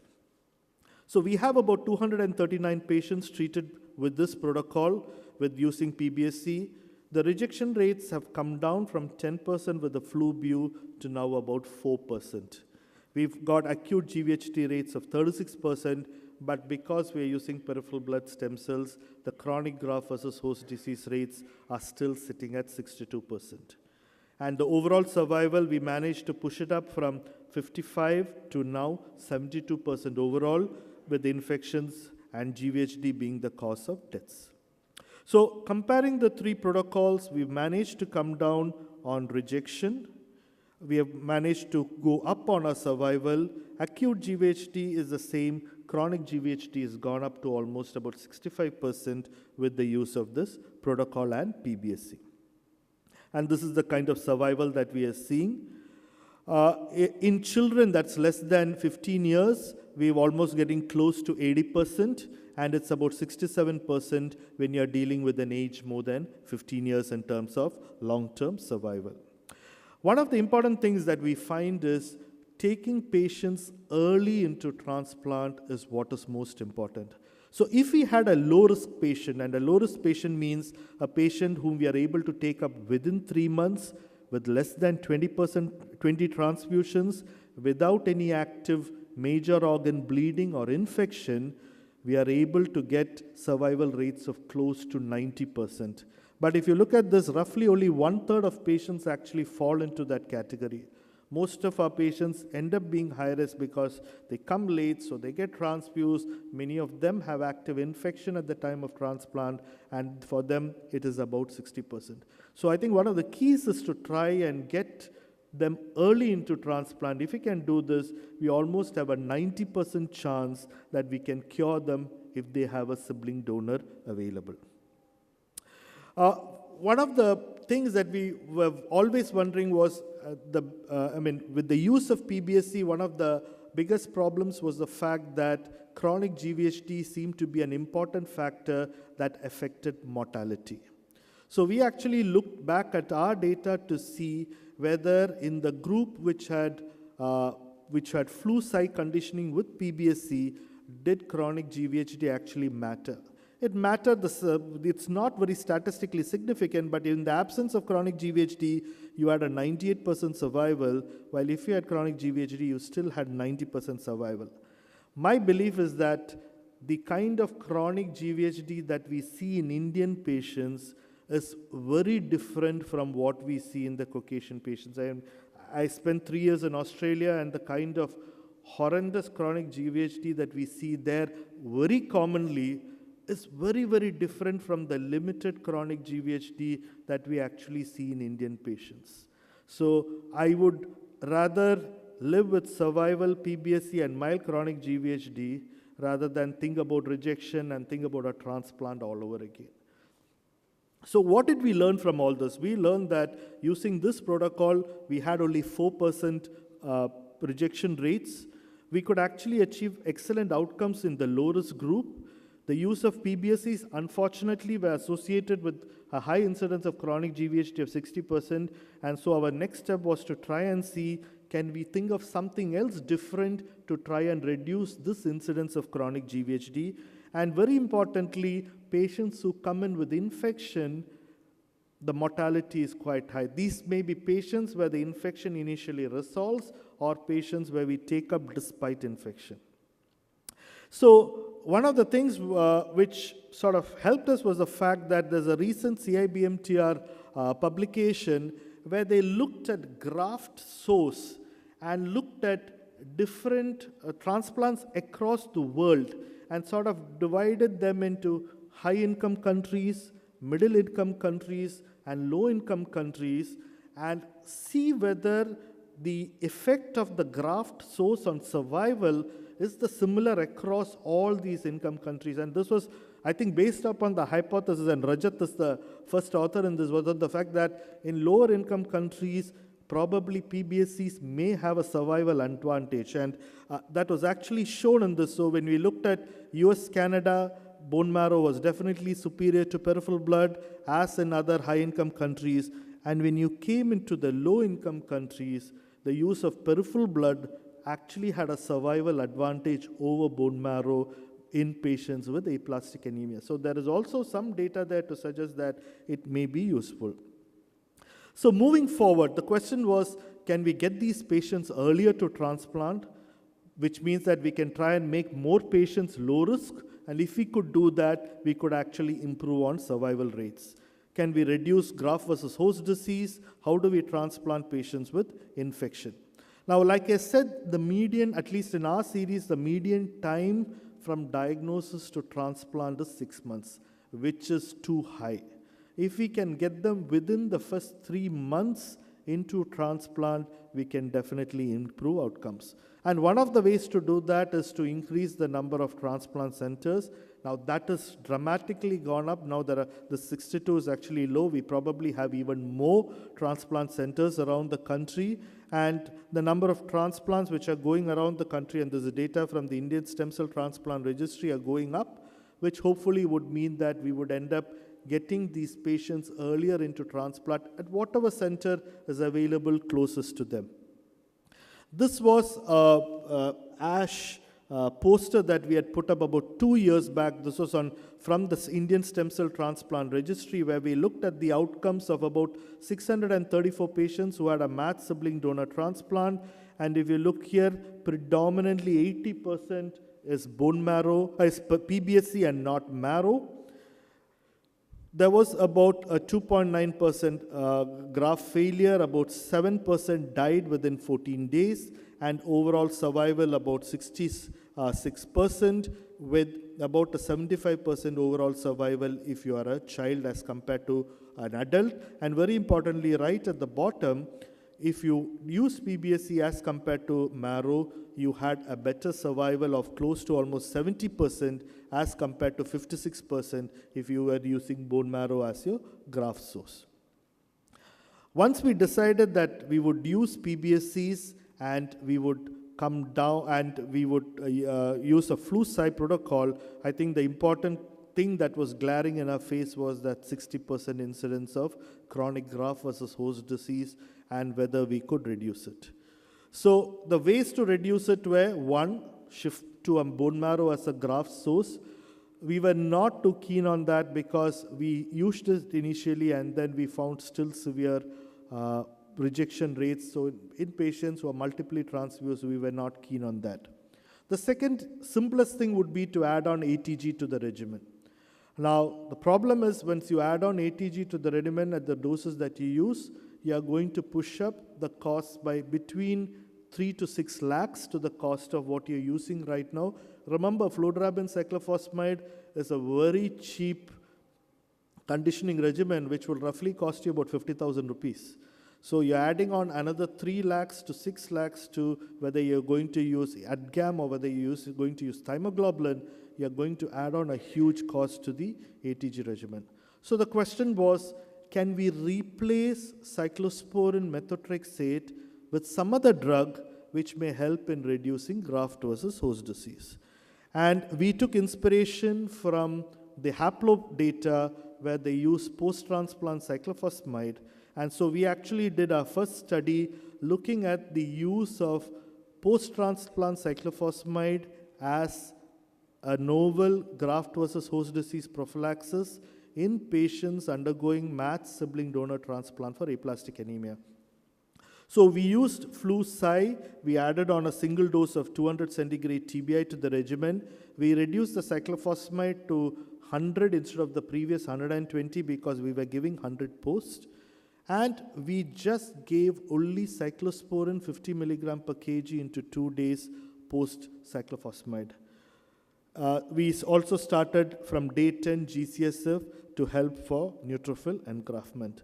So this was published this year early in BBMT, and essentially we did about 30 patients. Some of them had failed ATG, many had used cyclosporin. The median dose of CD34 was 8.9.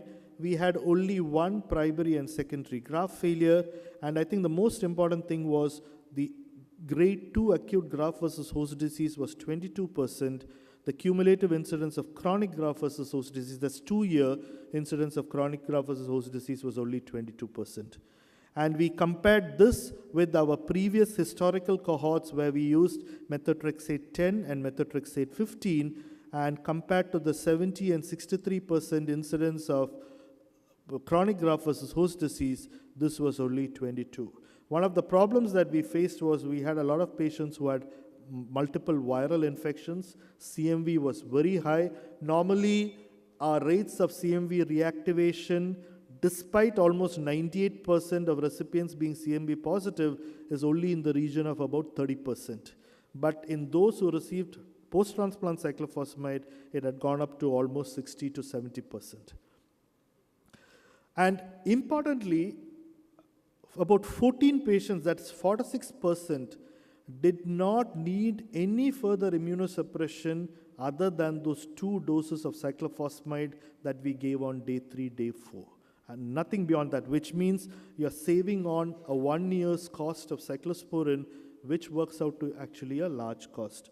So we are right now working on an Indian multi-center randomized trial where we are trying to look at PTCY versus cyclosporin methotrexate as GVHD to see whether even in a randomized trial using multiple centers, whether this data on reduction of chronic GVHD from 60 to 20% actually holds good even in this group of patients.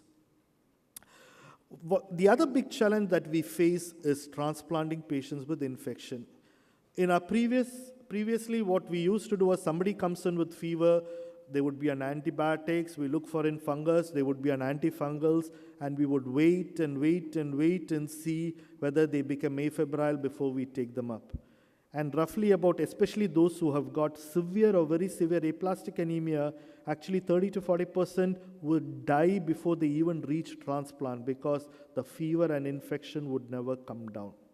So subsequently, we made a decision that once we have given them adequate antibacterial and antifungal therapy for at least 2 weeks, even if they were febrile, we would take them up for a transplant because we felt that the best way to get in the neutrophils would be to actually do a transplant and allow the graft to come in.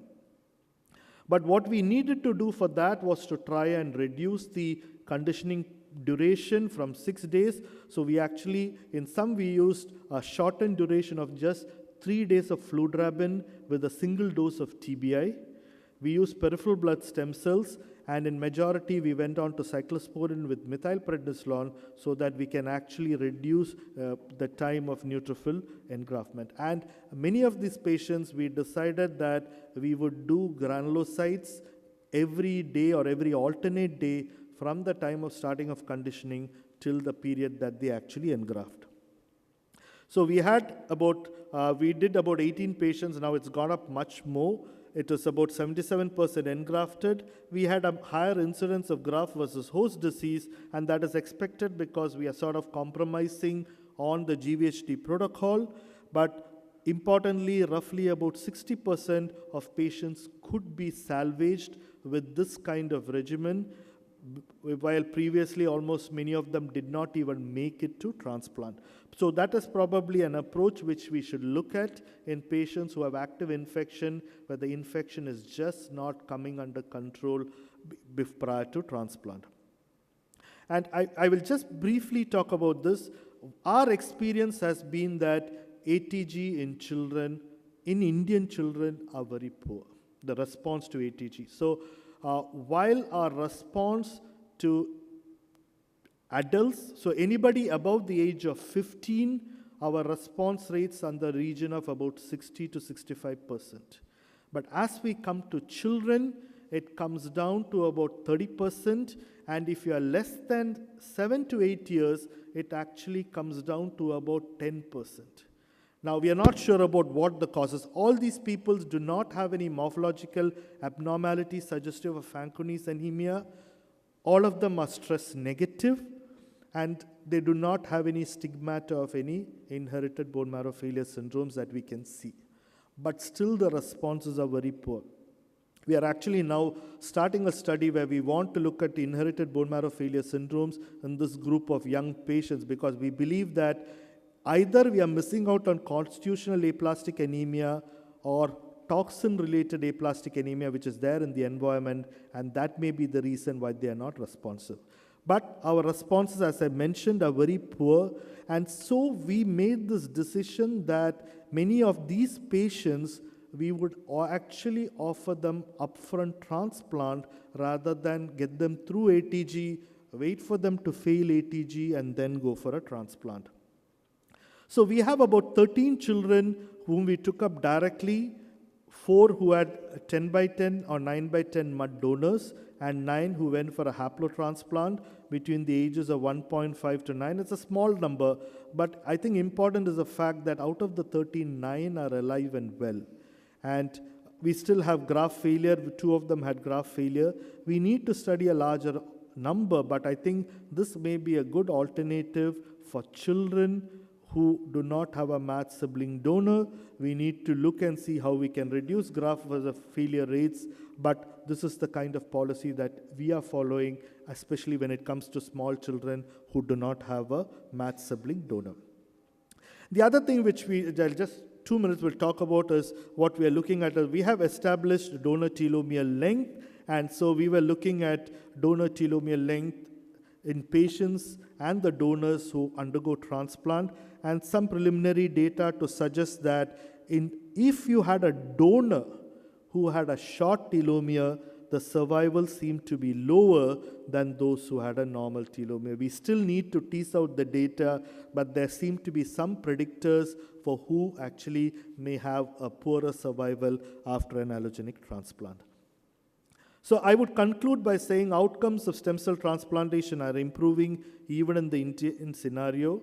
The use of a fludarabine with cyclophosphamide protocol is associated with low rejection rates of 4%, but I think the most important key is to take them up early to transplant, and if we can do that, we have almost a 90% chance that you could cure them with the sibling donor transplant. The use of PBSC is associated with high rates of chronic GVHD. We need to reduce these rates without increasing costs, and early mortality is still high in patients who present with infection at the time of transplant. With this, I'd like to close, acknowledge all my colleagues who are working in the department, the registrars, the nurses, and of course all the patients who contribute and who come to us for treatment. Thank you. I'll be happy to take questions.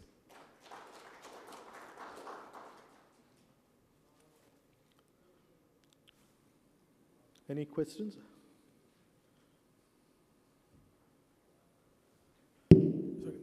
How long you continue the cyclosporine after transplant for aplastic anemia? And if they have a secondary rejection, how do you manage them?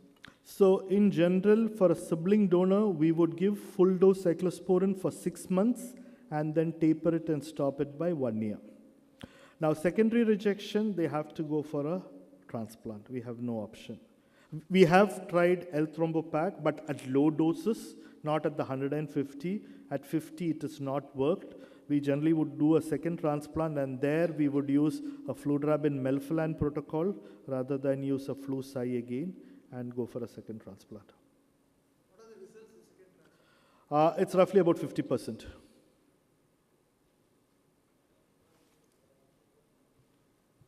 Very nice talk, Dr. George. Question about the post-transplantation cyclophosphamide. You know, when we started doing post-transplant cyclophosphamide for matched sibling or matched unrelated donor transplants, we found that the 2 doses was sufficient as sole GVHD prophylaxis after myeloablative conditioning, but not after non-myeloablative conditioning because of too high rejection rates. And so we actually do use like cyclosporin or tacrolimus after the post-transplant cyclophosphamide after non-myeloablative. So I was wondering if you would consider, because you did have 2 graft failures. Yes. Would you consider maybe just a short course, you know, just to ensure engraftment? Because the real problem is that it's probably not sufficient to get 100% Sure. engraftment. It might be like 30 days worth of cyclosporin. So we are actually now doing a randomized trial in thalassemia where we are actually looking at cyclosporin methotrexate versus post-transplant cyclophosphamide in high-risk thalassemia. And there we are using 3 months of cyclosporin. But definitely, we could definitely look at that. Yes, true.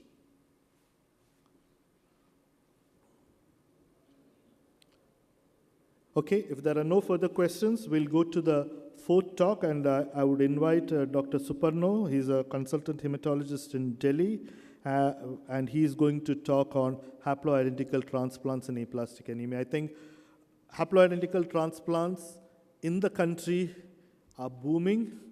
I'm not too sure whether they're booming in the right direction, but I think we need to look at the application of haploidentical transplant in each disease on its own and look at the merits of each of it. Over to you, Suparno. Thanks, Biju. Thanks a lot for getting me out of the hibernation. I generally don't attend conferences. I've not done for the last 5 or 7 years. People who have attended BMT tandem meetings would have seen a lot of these slides, which were presented by my colleague, Dr. Sarita Jaiswal, who leads the haplotransplant program at our center right now. We are not talking about the feasibility of haplotransplants anymore. I mean, we know it's feasible. The question is, when do you do a haplotransplant? And if you decide to do a haplotransplant, how do you do it? And more importantly, when not to do a haplotransplant. This is something people need to be more aware about. Now, there are largely 4 approaches to haploidentical transplantation in the current scenario.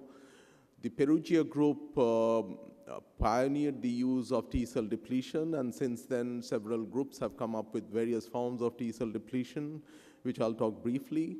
And what has really changed the scenario is the PTCY because of its ease of administration and generally good results in malignancies, and made haploidentical transplantation pretty popular in low-cost countries. And there is a third way, which I dread to talk about, is very intensive conditioning, very intensive GVHD prophylaxis, the Chinese way as it's called. And fourth are the others, which I'll again briefly allude to. Now, saying that, the largest numbers have come from China. I mean, they have a huge burden of aplastic anemia, as we know, that like our country and the other Asian countries, there is a huge burden of aplastic anemia, several folds more than you see in Europe and US. So there was this multi-center studies. I'll just refer to these 2 multi-center studies. There are lots and lots of individual studies which are there, but it's sort of captured in these 2 studies. Here it shows in this study that you will find underlined in red that the incidences of acute and chronic graft versus host disease with their approach was very high with haploidentical transplantation, with an overall survival of 72% versus 83%. This included both the Beijing approach and other approaches. Now, looking at the Beijing approach itself, again, this was a multi-center study with matched sibling versus haploidentical, where they showed similar survival of above 80% with increased incidences of both acute and chronic GVHD. What the Chinese studies have brought to the fore is the issue of upfront haploidentical transplantation. And what they have showed with their data is that whether you do a haplotransplant or matched sibling donor transplant with their protocol in their population, the results are similar in the range of 80% survival. And they have also compared the outcome with IST versus haplotransplants, and they have shown that the failure-free survival is far superior with haplotransplants with their protocol and their group of patients. Now, the other Asian country which has come up with some reasonable data with haplotransplants in aplastic anemia is from Korea, where they have done T-cell depletion in various forms and shapes. Initially, they used to do CD34 and CD3 depletion, but the current data that you're seeing is on TCR alpha beta depletion in a group of 21 children with protocol which is similar to which is used across the board now, which Biju has alluded to. And I'm not going to talk about the conditioning because we largely know that the conditioning protocol, by and large, would be a flu-side TBI based in aplastic anemia with or without ATG. So recently, the Johns Hopkins group reviewed the data, the current data on aplastic anemia and haplotransplants. In the top 3, you see the data using PTCY, and the bottom 3, you see the data from China. And as I showed you that the data from China show excellent engraftment and improved survival of over 80% in their population, with an increased incidence of acute and chronic graft versus host disease. Now, compared to that, the data with the use of PTCY has not been so encouraging, and the numbers are pretty small. 8 from UK, 16 from Brazil, and 13 from Johns Hopkins themselves. But what is there is a low incidence of acute GVHD. But by and large, the incidence of aplastic anemia, particularly in our country, is far higher in children. And when we look at the pediatric studies, the Chinese group have shown that the data in children is pretty similar to the adults with their protocol. And in the bottom panel, you see there are 2 studies referred from India, and these are the studies we had undertaken. during the course of last 8 years. Now, we started our haploidentical transplant program in 2010. And with the initial use of Johns Hopkins style protocol, and this was with, in collaboration with Paul O'Donnell from Seattle, we had always used PBSC grafts. We had very smooth going with malignancies. Although the relapse rates were high, there were virtually no acute and chronic GVHDs. And we extended it to the non-malignant diseases. We extended it to the children. But when we analyzed the data 3 years later, what we found was that when the patients are less than 10 years old, there is a markedly high incidence of acute graft versus host disease if you use this identical protocol of PTCY and cyclosporin mycophenolate. And what we found in addition, we don't find this thing being alluded to in the Western literature, but it does come up a lot in Japan, and we are seeing it in plenty. Whether people who are doing transplants across the board, haploidentical transplants, are recognizing it or not is another question, which is called a post-transplant hemophagocytic syndrome, which, if there is time, I'll discuss later on. And we found that the risk factors for this particular syndrome were, if you transplant a child less than 10 years with non-malignant diseases, there is a high incidence of this syndrome. So the two main barriers of transplanting children for aplastic anemia with haploidentical transplantation were the age of the patient, and this particular protocol was not really helping. So we changed the protocol first from the use of cyclosporin mycophenolate to the addition of sirolimus 7 to 8 days pre-transplant. While this improved the results in the adult patients, it did not so much affect the children. Now, so we had to think of a change of our approach. And one was obviously to look at T-cell depletion. But again, as you know, that doing T-cell depletion using Miltenue system is prohibitively expensive. So we, realize and recognize that the early alloreactivity is a result of T-cell activation. You are using post-transplant cyclophosphamide to cause the alloreactive T cells to expand, proliferate, and then kill them. Now, what we were finding that this process was possibly not happening optimally in younger children, and the paper refers to various causes for it. If there is time, again, I'll discuss. But for the sake of brevity, what I'll mention is that just ligation of the TCR with MHC is not enough to cause T-cell activation. T-cell activation needs a second step or a co-stimulatory step. So the primary co-stimulatory step, which is the main co-stimulatory step pathway as we call it, is the CD28 in T cells ligating with CD8086 in the APCs, which is interfered with by CTLA-4 Ig. Now, T-cell co-stimulation blockade has been used in autoimmune diseases for a long time, but somehow the transplanters, even though very good results in animal studies, have not been able to use it in human. So we were one of the first centers, along with the Leslie Kean's group who were using it in matched sibling donors, started use of T-cell co-stimulation blockade in haploidentical transplants. Now, why didn't we use T-cell co-stimulation blockade alone? Because there is something called a T-cell co-stimulation blockade resistant escape of T cells, where you have the inducible co-stimulation pathways of ICOS and OX40 and CD30 and so on, which would lead to T-cell activation despite the use of CTLA-4 Ig. And if we presume that PTCY was not enough to contain the alloreactivity that was happening in children from a PBSC donor graft, by addition of CTLA-4 Ig, we are curbing the major chunk of alloreactivity, and whatever residual alloreactivity that would happen in the matter of 72 hours would be taken care of by PTCY.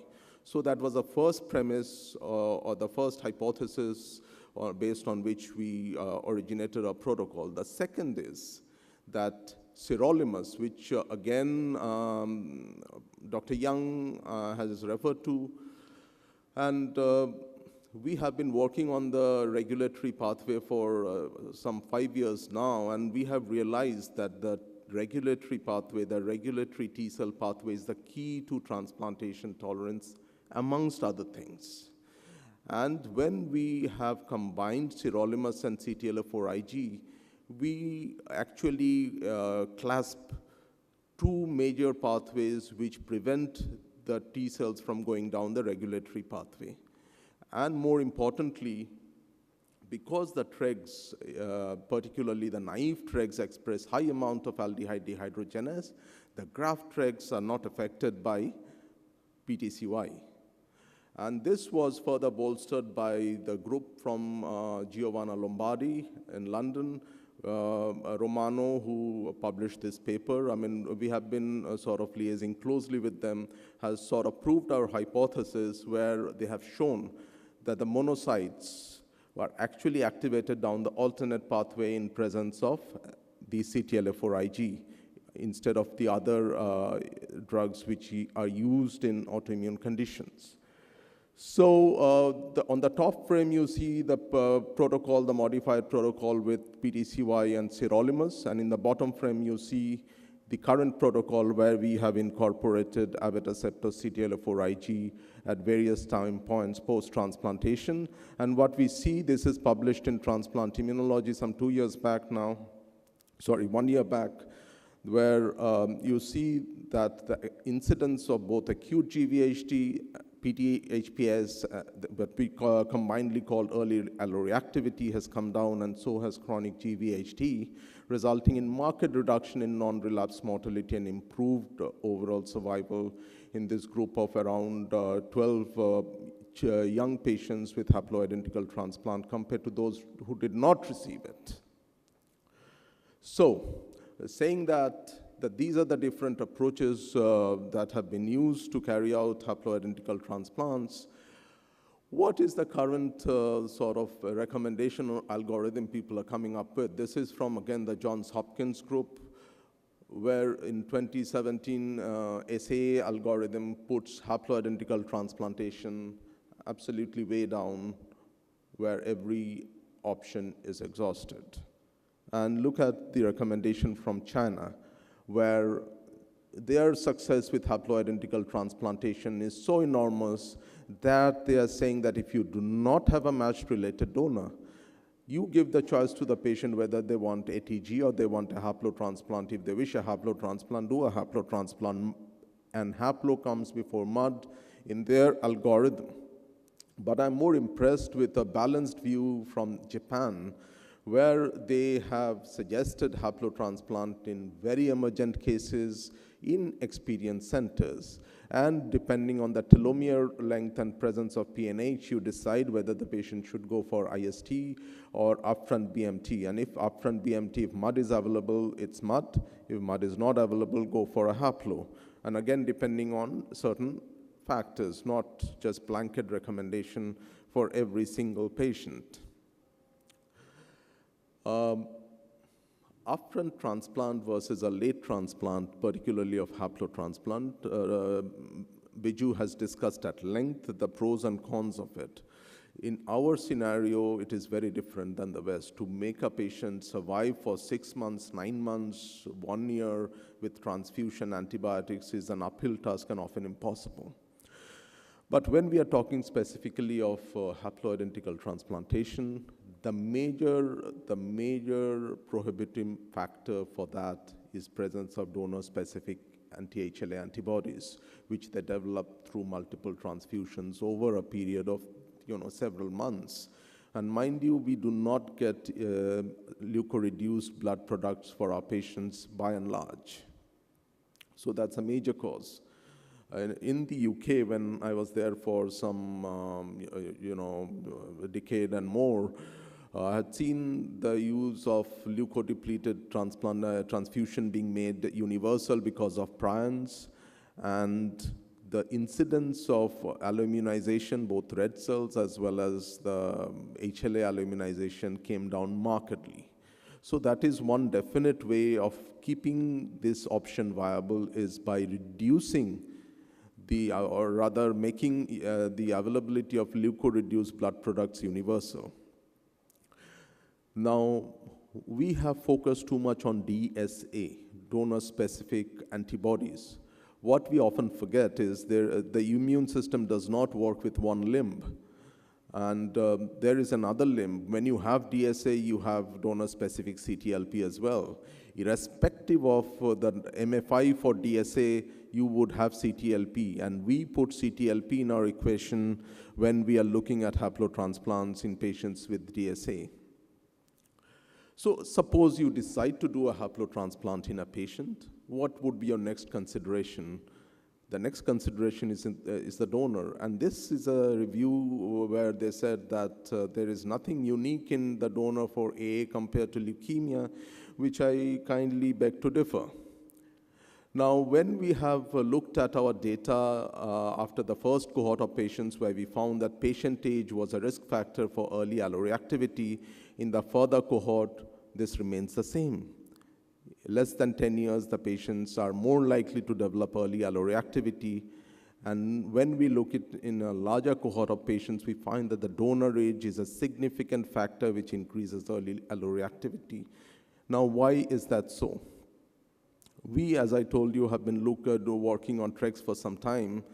So when we looked at the TREGs in the cord blood, we found that the number of TREGs, whether it is cord or whether it's a patient of 20 years or 35 years, the absolute number of TREGs don't differ. But what differs is the amount of 45 RA TREGs. The 45 RA TREGs are much higher in cords compared to the older patients, and RA TREGs are a function of age. They decrease over a period of time, and beyond the age of 35 years, and when you reach the age of 45, 50, it's less than 10% in the circulation. So what does it mean? I mean, what implication does it have? This is a cohort of donors, haploidentical donors who we looked at. There is a linear correlation of dropping CD45RA in the graft with the increase in donor age. And one of the things we consider pivotal in transplantation tolerance is that day 30 recovery of TREGs. And when we compare the recovery of TREGs and day 30, we again see a very strong correlation with CD45RA TREGs in the graft and the day 30 recovery of TREGs as well as RA TREGs. Now, when we correlate the graft composition of TREGs and the RA TREGs with the outcome in terms of alloreactivity, we do not find any relation with TREGs, the absolute number of TREGs.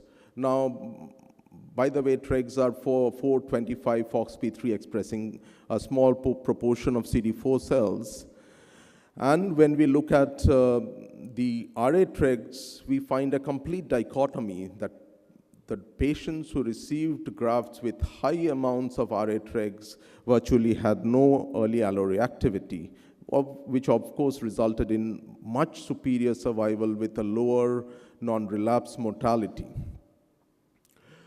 In a study recently published on 10,000 unrelated donors, there was only one donor factor which was responsible for inferior outcome, which is the donor age.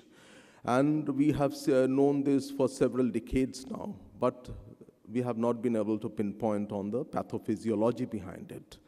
But based on our study, we propose that this is because of decreasing RA TREGs in older patients. Now, having considered that this might be one of the factors which donor age is a surrogate for, and that might be associated with reduced or inferior survival, increased alloreactivity in haploidentical transplants, let's look at the donor choice based on NK cells in aplastic anemia. There is a pretty, gung-ho approach with NK cells, which I see across the country, that people think that NK alloreactive donor is something magical, and if you get an NK alloreactive donor, something magical will happen in the patient. Unfortunately, that's not the case. Even if you have NK cell ligand mismatch, the outcome is going to be dependent on what sort of transplant you are going to do and what sort of GVHD prophylaxis you're going to employ. In a T-cell depleted graft, NK cells take a different form and shape than a T-cell replete graft. If you use cyclosporin versus if you use sirolimus, if you use mycophenolate, it affects T-cell NK cell cytotoxicity. And by and large, if you do a routine transplant of any sort, at day 30, the NK cells which emerge are the immature NK cells with high NKG2A expression, which are not capable of cytotoxicity. And what happens? Why is it different? Suppose you get an NK alloreactive donor for an aplastic anemia patient. Is it good or bad for the patient? Our inference is it's bad. The reason is, again, Dr. Young has shown briefly in his study that aplastic anemia patients have a huge macrophage load. And we have looked at this and we have seen that they have a huge population of mature dendritic cells, mature macrophages, and non-classic monocytes, which means that they are heavily loaded to present antigens to the T cells. And when these NK cells proliferate, and the immature form, they are the cytokine-producing NK cells. So their primary job is to help the T cells down the Th1 pathway, which increases NK alloreactivity. So by and large, we choose not to use NK alloreactive donor in haploidentical transplantation for severe aplastic anemia. So this is our suggested algorithm. Everything said and done, we would say that if you have a matched sibling donor or MUD, and if your center is experienced to do unrelated donor transplants with good success rate, choose MSD or MUD as a first-line treatment for aplastic anemia.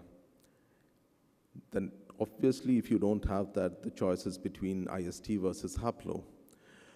Now, the way we have put our own algorithm is completely based on the fact that whether they are DSAs or DSCTLP or not. So presuming there are no DSA or DSCTLP, the next choice is between whether we have a young donor or not. And if you have a donor, what is the CD40, what is the TREG-RA content in the patient donor? So unless we have a good TREG-RA content in the donor, we would not take this donor up for a transplant. And the second consideration is lack of NK ligand mismatch. So if these criteria are fulfilled, that is, we have a good TREG-RA in the peripheral blood circulation of the donor, and the patient that the donor is not NK alloreactive, we would go for a T-replete transplant with our protocol. And if we do not have that, we would not advocate haploidentical transplantation in this patient. We would advise IST, and for whatever reason, if IST is not feasible, the recommendation would be to do a T-cell deplete transplant. In children particularly, they should not undergo a T-replete transplantation with these donor criteria. And mind you that PTCY is an easy thing to do, but and I still remember that one of the editorials in Blood in 2009 suggested that children should undergo PTCY-based haplotransplants instead of T-cell depleted transplants based on the results in adults. And children are not always small adults. They have the body and mind of their own. So children are always going to have difficult and different problems than adults. So this is a recommendation for the children. And as I said, that the majority of the patients are less than 25 years old. And we would not advise haploidentical transplantation at this stage to older patients. And I would seriously recommend IST alone for those patients. Thank you. We've got about 5 minutes for questions. This CTLA IG you were alluding, is it available commercially, and what is it called? I'm completely ignorant of that. I mean, is it available, and what is it called, and where do you get it from? It is marketed by MSD in the name of Orencia. Thank you. Very nice talk. I'm fascinated by the differences in reactions to haploidentical transplant in India versus the U.S. I mean, what I mean by that is the immunological events. You guys see a lot of hemophagocytic syndrome. We see a lot of cytokine release syndrome. You know, we looked at, you know, post-transplantation fevers and found that they were being mediated by, in all likelihood, alloreactive CD4 positive T cells responding to class 2 mismatches on host APCs. Do you think there's anything about like the environment or the pathogen, you know, the types of pathogens that occur in the different countries that may be contributing to the different set point in macrophages and dendritic cells that give you different, just, can you speculate on that for me? Yeah, absolutely. I mean, these patients are exposed to non-leukodepleted transfusions repeatedly.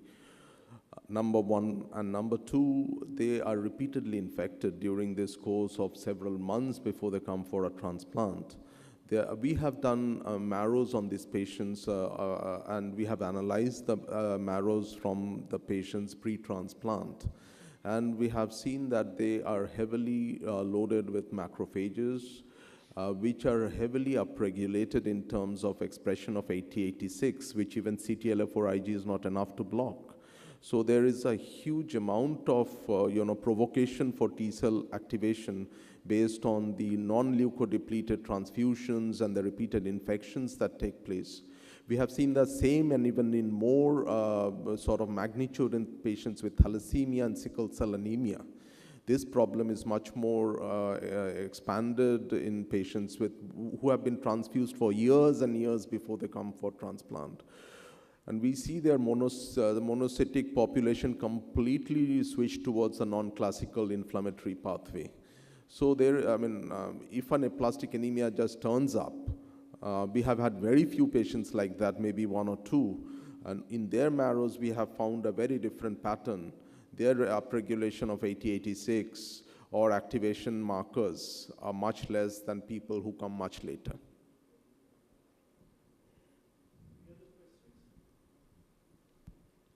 Okay, if there are no further questions, thank you very much, Dr. Suparno. We'll have a break now. We've got about 20 minutes, and we'll be back by 11:30. Coffee is served outside, and let's be here.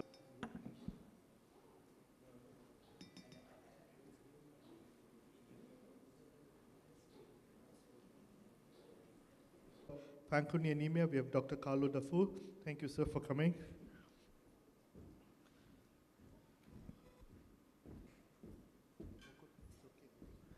Good morning, everybody. Thank you, Dr. Biji. Thank you, everybody, for inviting me and giving me the chance of interacting with this really lively and active community in terms of science and clinical experience. So the topic I've been given is treatment option in Fanconi anemia. And I will divide some introductory slides first. You know, this is the most common of the constitutional marrow failure disorders, which is characterized by marrow failure plus minus a number of somatic malformations. It brings about an increased risk of tumors, 7,000-fold increased risk for AML, 6,000 times increased risk for head and neck squamous cell carcinoma. Incidence, although studies are not that firmly established, is 3 cases per million per year. At the moment, 22 or 23 genes have been identified, with 15 being through Fanconi anemia genes. Usually, the progressive pancytopenia starts in the first decade of life, and diagnosis by now is still relying on chromosomal fragility tests performed either with EEB or mitomycin C, which provides you this kind of image. We try radio and numerous figures of chromosomal fragmentations. Next generation sequencing is increasingly used and is available in our country and in many other countries. There's shadows and lights in NGS, but anyway, it's not solving any problem. By now, the diagnosis golden standard is still DEB test positive or chromosomal fragility test positive in Fanconi anemia. I will divide the treatment talk in three subtopics. First, I will go through the non-transplant treatment options. Then I will describe the treatment option and what is going on based on the recent study and experiences. And then I will briefly allude to ongoing trials to see and to just describe what is ongoing new in this really interesting field.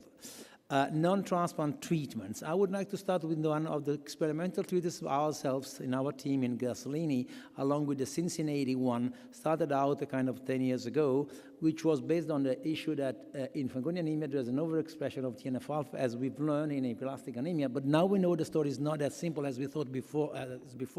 But anyway, we gave this kind of blockers, and we, along with the Cincinnati, and we got a number of data stating that, it works, it's safe, it works in blocking the in vitro damage, but it does not affect the bone overall function, so with no positive effect on hematopoiesis. The same applies recently to another compound, which is totally different in terms of actions, is quercetin, with an antioxidant flavonoid. It reduces ROS, it preserves stem cells, it reduces chromosomal fragility in buccal mucosa, and these data were recently presented at the Fanconi anemia scientific symposiums in New Haven in California by the group of Parinda Mehta from Cincinnati. She's Indian actually, but she works in Cincinnati. And again, the bottom line is that both of these agents improve surrogate markers, but are not effective on blood count. Androgens, you probably would have expected that these are the mainstays so far in terms of non-transplant option in Fanconi anemia. I just tried to summarize briefly the most relevant studies on this topic. Danazol is provided a kind of 80% response in 6 months, sometimes through lineage. Dose dependent, no relevant side effects. Another androgens was oxandrolone, tested by another American group. Again, 80% response with some kind of bilineage response. 30% visualization and 20% of raised liver enzymes, so some side effects. Another compound that's been tested is oxymethylone, which has been tested by the Brazilian colleague of Curitiba, of Carmen Bonfim and Luciano Ribeirão. Again, high rate of response, transfusion independence achieved in a reasonable time span, 3 months. In a handful of patients, this response persisted after the withdrawal of the drug. Again, multilineage, virilization, and important because this is an issue that has been discussed in Fanconi setting, that androgens would have harmed the subsequent outcome of the bone marrow transplant. That was not the case in the Brazilian study because patients who were treated with androgens, 50% of them reached the transplant and 90% of them are alive and well. So there's another more recent study by the German group which tested androgens, all type of androgen basically, which reproduces the data shown in the studies I have illustrated before. Treatment was interrupted for cytogenetic abnormality in about 1/4 of cases because of no response, 20% of cases, liver adenoma, and progression to MDS AML in about 8% of cases. So the bottom line with androgen is that, they provide a dose-dependent response with some side effects represented by virilization, transaminitis, and adenomas. They don't seem to have negative effect on subsequent stem cell transplant. Liver ultrasound and liver function need to be thoroughly monitored because of the risk of pileosis. The bottom line is that they look like a reasonable option in patients who cannot access for different situations to the bone marrow transplant, or can work as a bridge until the chance of transplants appears on the scenario. So second sub-chapter of my talk is the bone marrow transplants. As you all know, bone marrow transplants is the only consistent and reasonable chance to provide a long-lasting restoring of hematopoiesis in Fanconi anemia patients. I'm just referring to the largest study which has been conducted so far in Fanconi anemia, which is the BMT study performed by my friend and colleague Regis before de Latour, which actually analyzed in a retrospective way about 800 patients with Fanconi anemia undergoing transplant. Most of them were from match-related donors, but and most of the patients were transplanted as marrow as a stem cell source. Miscellaneous of conditioning regimens, mostly fludarabine-based. Some patients receive irradiation, some patients receive T-cell depletion. What is important is that the overall survival is at 15 years projected to 71%, and then the plateau, as this picture shows, declines, getting to 49% at 20 years, and the median follow-up of the population is not that short for the constitutional marrow failure, is about 6 years. The other thing is that we know that bone marrow stem cells do improve survival. On the contrary, as in aplastic anemia, where we've seen from data from Bijou before that in certain areas, peripheral blood stem cells do better than bone marrow cells. So in this case, this is not the case. Bone marrow is the source to be used. Importantly, to outline, in very large studies with long follow-up, match-unrelated donors is still worse in terms of survival than match-sibling donors. And this is true also in terms of GVHD, whereas the acute is higher in MUD as compared to match-sibling donor. This is not the case with the chronic, but with the acute is clearly visible in this figure. So causes of that in this study, in the UBMT study, were GVHD, infections, and secondary malignancy. That's a relevant point. If you look at these slides, which I love to present because, I mean, it's really very much illustrative, you see that the blue line is the progression of the death, and the red line is the progression of the secondary malignancy. As long as the times go by, I mean, this one seems to hang the other. So it seems that, I mean, is a reasonable cause of death, even late death after the transplant. And this is not new, indeed, because, I mean, it's been demonstrated before by the group of the Blanchhalter in NIH that patients develop late tumors in a relevant percentage of cases, 40%, 15 to 20 years after transplant, and that head and neck squamous cell carcinomas appears earlier in patients who had undergone transplant receiving irradiation and who had GVHD. So not by chance, the factors who negatively impacted on the transplant outcome in the BMT study were the use of peripheral blood, which is related to GVHD, previous GVHD, and of course, transplanting the patients when the clonal events has already occurred. So the bottom line is that transplant is pretty good in terms of giving a chance for marrow failure in this patient, but increases the risk and accelerated the appearance of late tumors. Conditioning, various types of conditioning use. We think that the more reliable one are in match-sibling donor, those who were published by the St. Louis group, cyclophosphamide, fludarabine, no radiation, no ATG, cell source bone marrow, GVHD prophylaxis, cyclosporin plus mycophenolate, which was able to provide an overall survival of 95% with reasonably low rate of acute and chronic GVHD. For match-unrelated donors, still St. Louis has cyclo, flu, but with the addition of TI and TBI, particularly TI is added in 2 centigrade, so low dose, and for patients who are above 14 years. If they are below 14 years, they tend to give ATG. Special cases, when you have the patient who is already in transformation, which is with MDS or AML ongoing, or high-risk clonal abnormalities, -7q, +3q, or complex abnormalities, 3 or more chromosomally involved, you can use different strategies. A flag plus transplant performed in a plastic phase, so without waiting for the rescuing of the marrow, or alternatively by some other groups like the Japanese, high-dose herbacee cytarabine and transplant followed by have been used.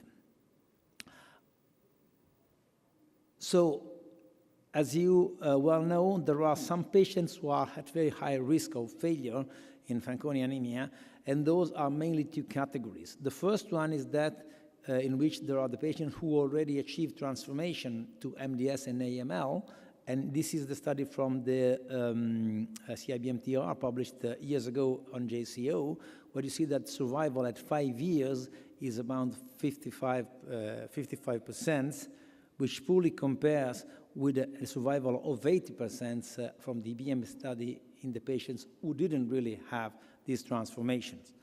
Another high-risk category is that of the older patients, patient aged above 18. This study has been performed by our group in EBMT and has been PI'd by Mark Beerings.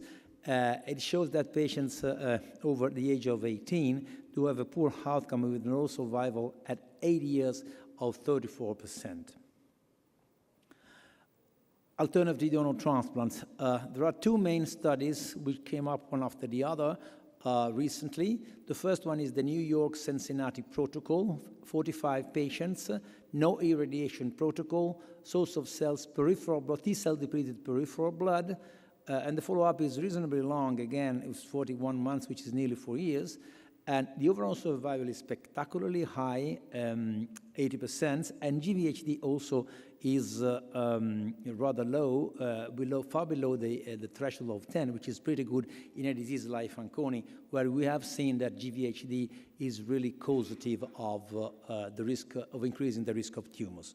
Recently, the Minneapolis group did perform another study on similar with a higher number of patients, but we were all in a plastic phase, so there were not patients already transformed in MDS or AML. It's a single center, and the survival again is spectacularly high to 86%. The follow-up is again 5 or 6 years, 7 years, if I remember correctly. Acute GVHD and chronic GVHD around or below 10%. They state that this outcome is not significantly lower to that achievable with matched sibling donors, thus suggesting that whatever the donor comes first, provided it's compatible, is good for Fanconi anemia patients. I would say this is probably a little bit biased because of the fact that all patients were in SAA and no patients were with MDS or AML, as it happens with other studies. Anyway, this is a pretty good result. Haplo in Fanconi. Carmen Bonfim from Curitiba has pioneered the use of cyclophosphamide post in Fanconi, and she did 14 consecutive patients conditioned with flu, TBI, and rabbit ADG. GVHD prophylaxis was with mycophenolate plus mycophenolate alone, and she used the unmanipulated bone marrow from haplo-identical either sibling or parent with the cyclophosphamide post in a total dose of 50 milligrams, so it's half in the dose used in acquired aplastic anemia. She has about 80% rate survival, but GVHD acute and chronic is in the range of 10 to 50%, so it's still a problem, along with hemorrhagic cystitis and obviously CMV reactivation, who are the main factors perturbating the outcome of this type of transplant. You're aware that in selected centers, also alpha-beta T-cell depletion transplant has been done in a series and published by the Italian group of Bambino Gesù, that they have put together with other patients with so-called non-malignant disorders, and they achieve excellent survival. But we've already discussed the difficulties of running this alpha-beta depletion because it's extremely expensive. It needs an important machinery around. So, I mean, anyway, it's worth mentioning that this kind of transplant is providing promising results, although numbers are rather low. So one statement which is important while we're discussing the result of transplant is that we speak of transplant results, so we focus only the transplanted population, but we do not know how the patients and the population who didn't, for any reason, was not able to achieve the transplant, they'd go. And this statement has been raised by the colleague of CIBMTR in his meeting about years ago, and this is critical because in our Italian study, we explored first this option, and we conducted this analysis, which shows that, first of all, we've seen that in our cohort of about 120 patients, we have stabilization of hematopoiesis occurring in about 1/3 of patients. Second, we analyzed the outcome of patients with moderate cytopenia, those who in principle would be on the edge for achieving the criteria for transplant. So we saw the survival of the patient who underwent match-unrelated donor, and we compared that with those who achieved survival after matched sibling donor or no transplant at all, being on supported treatment, androgens, and whatever. You see that the curve of MUD is far worse than that of the matched sibling donor and the non-transplant. So this is worse than that one and that one, which are similar statistically speaking, meaning that in moderate cytopenia patients, no stem cell transplant does similar to matched sibling donor transplant, but better than match-unrelated donor. And that comes back to the first slides I showed you when in the BMD study, I pointed out that so far MUD is still not the same as matched sibling donor. Anyway, so that leads on how, this is an important issue to be addressed because, I mean, we know to really know, need to know how these patients who are not transplanted do go because they may have mosaicism, they may have good supportive treatment, so they might have a chance. So this is the algorithm that we follow in Italy. If the patient is normal with blood count and does not have any bad prognostic factors, should be tightly monitored with full blood count every 6 months and bone marrow studies every year. The same applies if the patient has a mild cytopenia but no risk factors. Controls has to be a little bit more frequent. And you still wait until cytopenia becomes moderate and then take an action. But before, we simply suggest to take a monitoring plan. If the patient already is diagnosed with moderate cytopenia and has no risk factors or have good prognosis, innocent, let's say innocent cytogenetic abnormalities, we put him on the same monitoring, and as soon as the moderate cytopenia declines and comes to be worse, you have the impression that the patient is not stable, then you can go for the transplant. If you have matched sibling donor, do go for the transplant. If you don't have, and you have a 10 out of 10 match-unrelated donor, you may again wait for the patients whether it gets stabilization because it may happen, and if not, you may go to the transplant. If you don't have a match-unrelated donor and the patient is not stable and is declining, you have to go for anything you find reasonable, including androgens plus supportive treatment or experimental treatment like haplo, cord, and gene therapy, which I will have a word on that in the end of my talk. Different scenario if the patient is diagnosed with severe cytopenia or dysplastic, or with poor risk cytogenetic abnormalities, -7 +3, or RUNX mutations. In this case, you have to go straight forward for the transplant and picking up whatever donor is available, whether a matched sibling donor or a modern-related donor. You may also consider a haplo or a cord if a donor is not found. Note, in case of patients diagnosed with MDS or AML, you have, as I said before, to establish a treatment plan with high-dose chemotherapy. We had a kind of email forum recently with colleagues with numerous cases of Fanconi patients diagnosed with MDS AML, and we know that Trine flag or high-dose ROC is somehow tolerated by the patients, and because leukemic cells probably are different from non-leukemic cells, although the body is still Fanconi. And then trying to get a remission and achieving the transplant is the only opportunity for surviving these patients have. The only category of patients, which is that of BRCA2 FANCT1, who should undergo an early transplant, still undergoing a monitoring plan, is that one just because, I mean, they have an extremely high risk of transformation in leukemia and solid tumors. So in this particular case, you can at least try to prevent leukemia occurrence by making an early transplant.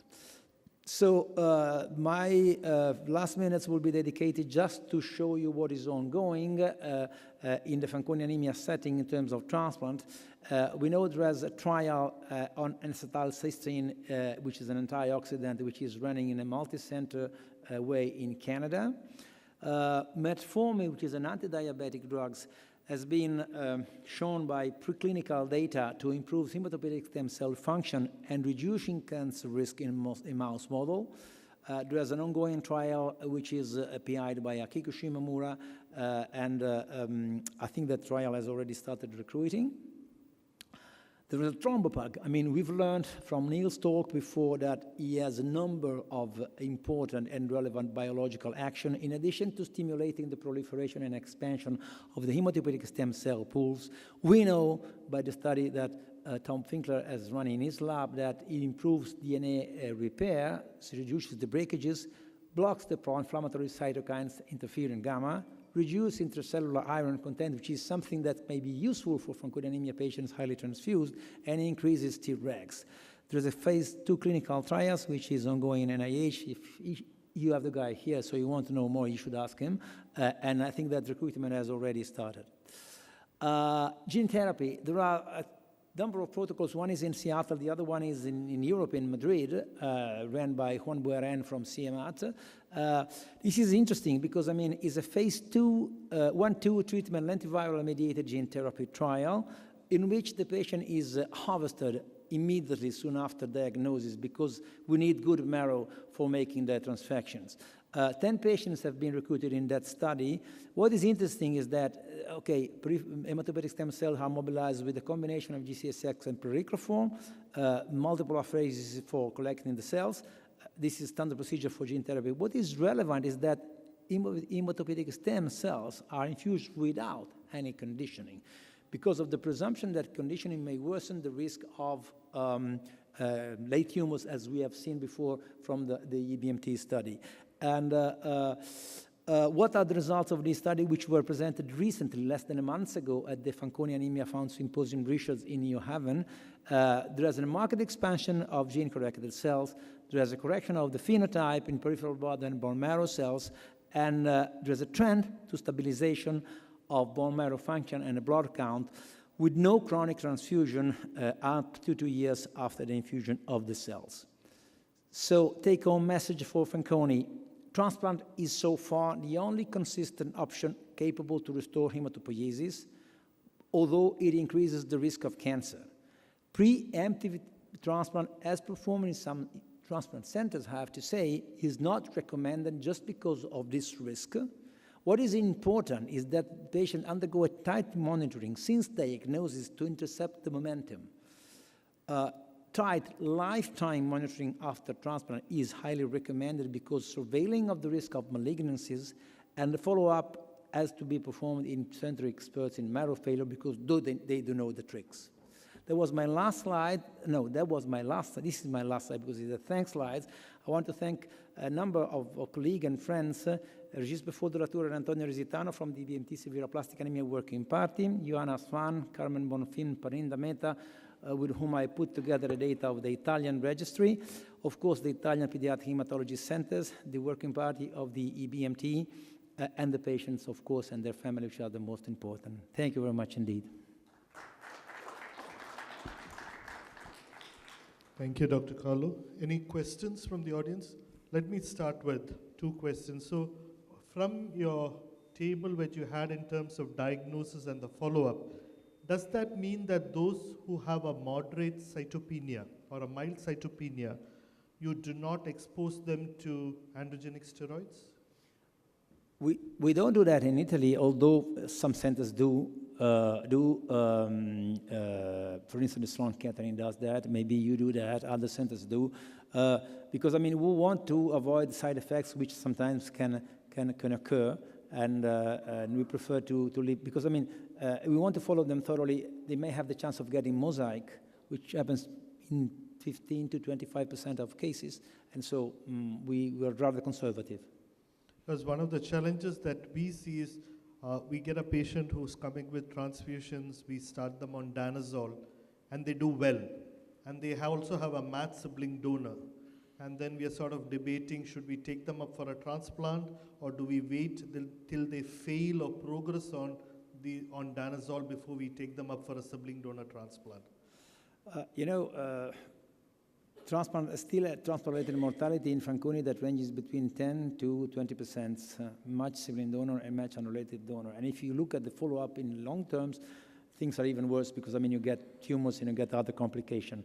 So until the patient doesn't really show a failure or true stable failure of the hematopoietic function, I would probably be a little bit reluctant, said by half the transplanters. So.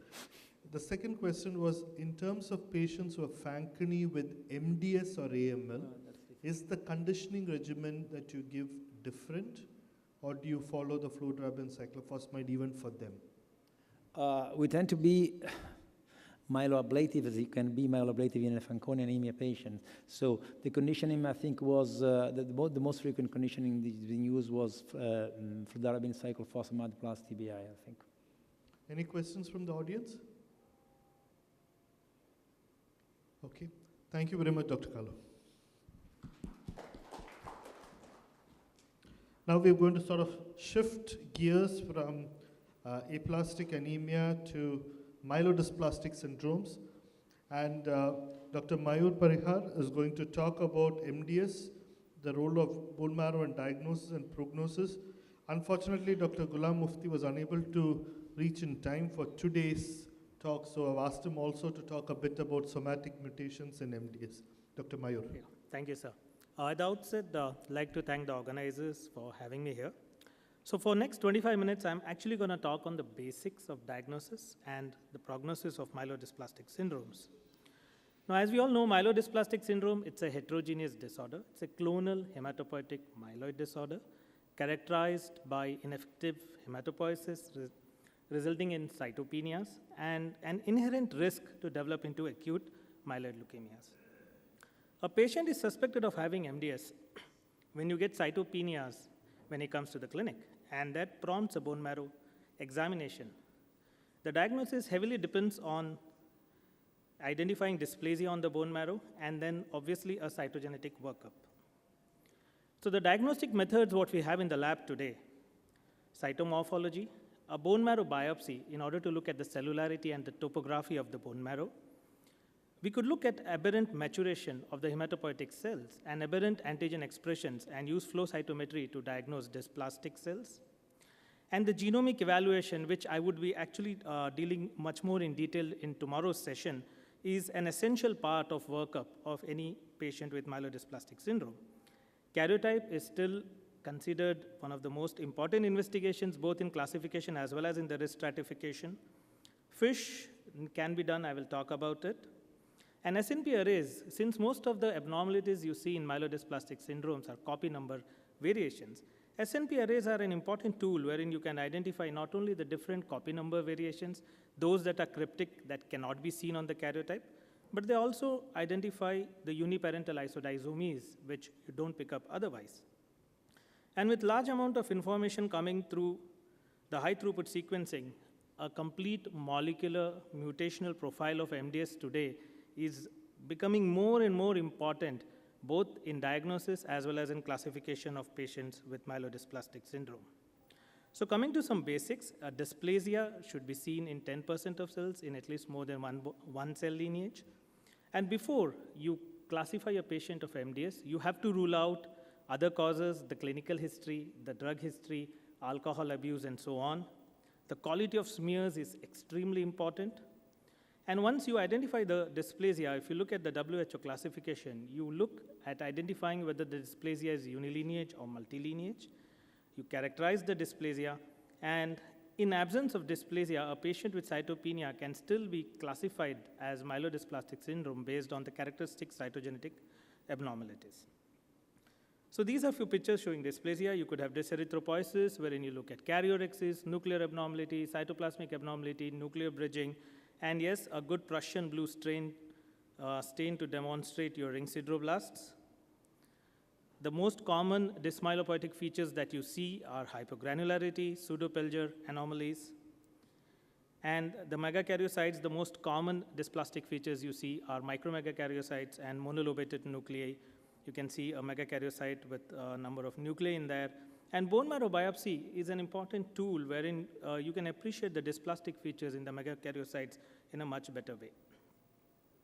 So there are various studies which have actually studied systematically the dysplastic features on morphology in the bone marrow aspirate and biopsies. And all of them, this is a study from the German group which says that there is no pathognomonic sign of dysplasia, or there is no typical pattern of combination that you see when you, which helps you in diagnosing MDS. There is no correlation between dysplasia and cell counts. You could have a patient with dysgranulopoiesis and he may just be having anemia. His ANC counts may just be fine. The common myeloid dysplastic features are pseudopelger cells, hypogranulation, and in the megakaryocytes, you have the mononuclear megakaryocytes as well as the micromegakaryocytes. Now the importance of bone marrow biopsy. The bone marrow biopsy gives you a complete topographical view of the bone marrow. It gives you an idea about the cellularity. You would know whether the marrow is hypercellular or hypocellular, and you could actually stain for your megakaryocytes using immunohistochemistry and identify dysmegakaryopoiesis. Because in hypercellular marrow, when you have these micromegakaryocytes, sometimes it can be difficult to differentiate them. And you could use immunohistochemical stains to identify this megakaryocytes and document the dysmegakaryopoiesis. A good reticulin stain to demonstrate fibrosis. Now fibrosis, though in some studies have been shown associated with a poor prognosis, however in the IPSS-R, it was not included as one of the factors because they just had 19% of patients who had reticulin fibrosis in the cohort they were studying. But reticulin fibrosis also gives you an idea in terms of underestimation of the blasts that you see in the marrow. So if your bone marrow is hemodilute, you have, you have done your blast count, you have done your 500 cell count, and when you have fibrosis, probably you might be underestimating the number of blasts. And also, the fibrosis is associated with categories of MDS which are associated with higher blast counts and poor cytogenetic markers. The biopsy can help you to identify immature precursors, and CD34 immunostain would help you to identify small clusters of immature precursors as well as their abnormal location. So once you have diagnosed a patient of myelodysplastic syndrome, the classification is based on the dysplasia, whether it is unilineage or multilineage, the presence or absence of ring sideroblasts, and the blast percentage, and the cytogenetic abnormalities. So when you look at the different classification, the FAB classification just took dysplasia, the number of blasts and ring sideroblasts, and the WHO 2008 was the first classification that included cytogenetics as one of the factors. And it further split dysplasia into unilineage and multilineage. And you could see the difference. You could see the difference that patients with refractory anemia now could be split into two curves based on presence of unilineage dysplasia or multilineage dysplasia, and hence the importance of dysplasia in more than one lineage.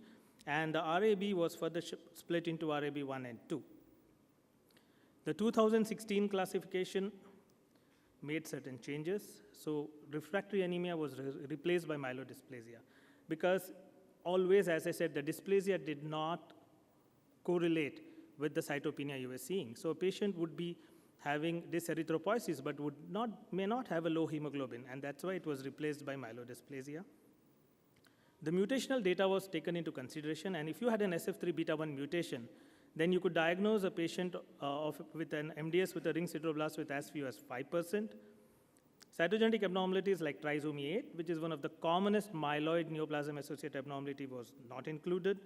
In those patients who do not have dysplasia, loss of Y, which can be constitutional, is seen in elderly patient in deletion 20q. And deletion 5q now could be diagnosed when you had an additional abnormality.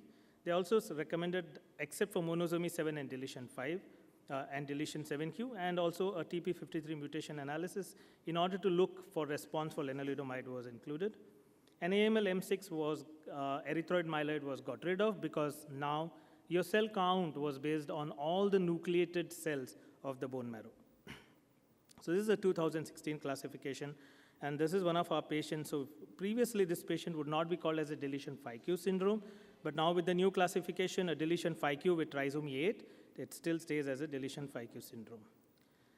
The morphological changes that you see in 5q, deletion 5q syndrome are basically because of haploinsufficiency of a number of genes. And the response to the lenalidomide is because of the CK1 alpha. So there is haploinsufficiency of CK1 alpha in patients who have a heterozygous 5q deletion. And as the CK1 alpha levels fall down, it results in apoptosis caused by the TP53. And lenalidomide helps in ubiquitination of the CK1 alpha and results in increased degradation of CK1 alpha. It falls below a critical level and stimulates apoptosis by the TP53. And hence, if you have a TP53 mutation, you wouldn't be responding to lenalidomide like you do. So I'll just show you an interesting case we had. This was a patient of myeloma diagnosed in 2013. She underwent an autologous transplant in 2016 and was on lenalidomide as a maintenance therapy. She presented to Tata Medical Center with features of dysplasia and bicytopenia. And when we did the karyotype, we found deletion 5q. Now, this is a deletion 5q syndrome patient whose treatment should be lenalidomide, but this was a patient who had been on lenalidomide maintenance for a long time, and the MDS was lenalidomide-induced MDS. And we looked into the literature and we saw, yes, we do find patients who are on lenalidomide who develop a deletion 5q syndrome. And that was very interesting as to how to treat this patient next when a patient on lenalidomide develops deletion 5q. And as suggested, we looked for the TP53 mutation. That was not present. We went back to the myeloma palette and searched for this small deletion 5q clone. We didn't get it. And she had a 17p deletion on myeloma. We select the plasma cells. So we searched whether we had a 17p deletion in this clone. No, it was not present. So yes, a patient with 5q in response to assess the response to lenalidomide, a TP53 mutation has to be done. Now these are the recurring chromosomal abnormalities because with the presence of which you will diagnose a case as MDS irrespective whether dysplasia is present or not. Most of them are unbalanced and you can have some balanced rearrangements, especially the 3q and the MLL abnormalities and the translocation 6-9. FISH. The question many times is asked, when do we FISH in MDS? So the recommendation is you do FISH in myelodysplastic syndrome only when you do not have 20 good metaphases on a karyotype. Only then you'll have to do FISH. So the MDS panel FISH on diagnosis is not recommended. It can be done only when you do not have good quality metaphases, you do not have enough number of metaphases, and you do not have a good marrow aspirate to do karyotyping. There have been studies where they have done FISH panels on CD34 that has been enriched from peripheral blood, and they have found a good correlation with the karyotype findings. I'll just show you why only doing FISH is not so advisable. So this was a patient who had been diagnosed as a deletion 5q syndrome outside, just based on FISH, and this patient was on lenalidomide. She came as a second reference to our hospital, and as our protocol is, we did a marrow and we did a karyotyping. And what we found in a karyotyping was a complex karyotype. So this patient who was just identified as having deletion 5q also had a monosomy 7, a 3q abnormality, and a ring chromosome. And so this patient later actually evolved into acute myeloid leukemia and underwent transplant. Just another example, a 28-year-old male working in leather industry. I think this should interest Dr. Young. So this patient was diagnosed as aplastic anemia and was having pancytopenia. He was diagnosed as aplastic anemia outside and was referred to a hospital to give ATG. But we did a marrow, and when we looked at his peripheral blood, this patient did have dysgranulopoiesis. We did a marrow and sent it for karyotyping. The marrow was hypocellular, and there was hardly any cells actually to comment on dysplasia in the marrow, both in trifine as well as on the aspirate. We did a CD34, and we found small focal clusters of CD34 positive cells. And when we did a karyotype, this is what we found. We found multiple clones. There were multiple clones that were present, a very complex karyotype. You can see an abnormal 15 here. What actually struck us was this derivative 21. Now, this is a derivative, kind of derivative 21 you see in ALL, is the IAMP 21. And we are like, well, what is it doing here? So we went on to fish, and this patient had an intrachromosomal amplification of the MLL gene on the derivative chromosome 15. And we also did an ETV6 RUNX1 probe fish, which is done in ALLs. And what we saw was an intrachromosomal amplification of 21, the IAM21 in this patient. So this is our data from Tata Medical Center. We've had good success. We have 190 patients till 2017. We have had a 98.5% success rates on karyotyping, wherein we have analyzed 20 metaphases. And the frequency of clonal cytogenetic abnormalities we saw was about 53%, which is similar to that seen in the literature. And when you look at, we find more abnormal karyotypes in patients with multilineage dysplasias, in patients with excessive blasts. Flow cytometry has been used, and there are minimal requirements by the ELN. I wouldn't go into details of that, but the minimal requirements, the European Leukemia Network, is to look at percentage of CD34 positive myeloid progenitors, frequency of B cell progenitors within the CD34 population, myeloid progenitors, and their CD45 expression, and the granulocyte site scatter value. Coming to the prognostic factors. So the prognostic factors could be based on the comorbidities. They can be patient-related, where you look at the performance status and the age, the WHO classification, the various clinical variables that include the cytopenias, and the biological variables, which includes the cytogenetic and the new mutational data, as well as the gene expression profiling that is coming up. If you look at the various prognostic model, IPSS was relatively simple, wherein you looked at the blasts and the different cytogenetic subtypes and the number of cytopenias. And this was IPSS, the International Prognostic Scoring System, which looked at the blast percentage, the karyotype, and the number of cytopenias. However, there was criticism that it did not include the transfusion requirement, and the cytogenetic categories were oversimplified here. And then, in an attempt to refine this prognostic index, they came the WHO, wherein they included the WHO category and the transfusion requirement. But it is not always easy to assess the transfusion requirement objectively. And hence, the dynamic WPSS came in, which included, instead of transfusion requirement, anemia and the degree of anemia as a risk factor. The revised IPSS took feedbacks from all these previous prognostic systems, and they included the depth of cytopenias and incorporated a larger cytogenetic subgroups with almost 16 cytogenetic entities and about 5 subgroups. And this was the refinement of IPSSR, wherein the bone marrow blast percentages now varied from less than 2 to 2 to 5, 5 to 10, and 10 to 30. We had 16 cytogenetic entities. They statistically gave the cutoffs. So ANC less than 800, hemoglobin less than 8, 8 to 10 more than 10, the platelet less than 50, 50 to 1 and more than 1, and also included age, performance status, serum ferritin, LDH. So this was the cytogenetic score they gave, and here it was in 5 categories: very poor and very good. Very poor was complex with more than 3 abnormalities, and very good were deletion 11q and loss of Y. Deletion 5q with additional was entered in good, and the deletion 7q, which was previously poor, now came into intermediate risk categories. And the score they gave was basically for 70 years, for a patient of age 70 years. And they gave a formula wherein you could put in the age of the patient and get the exact IPSS-R score for your patient. They also provided a nomogram wherein you could see that as the age increases, the IPSS-R score also increases. Now, when we look at other prognostic factors in MDS, so as I said, there is a huge amount of data that is coming out from DNA sequencing.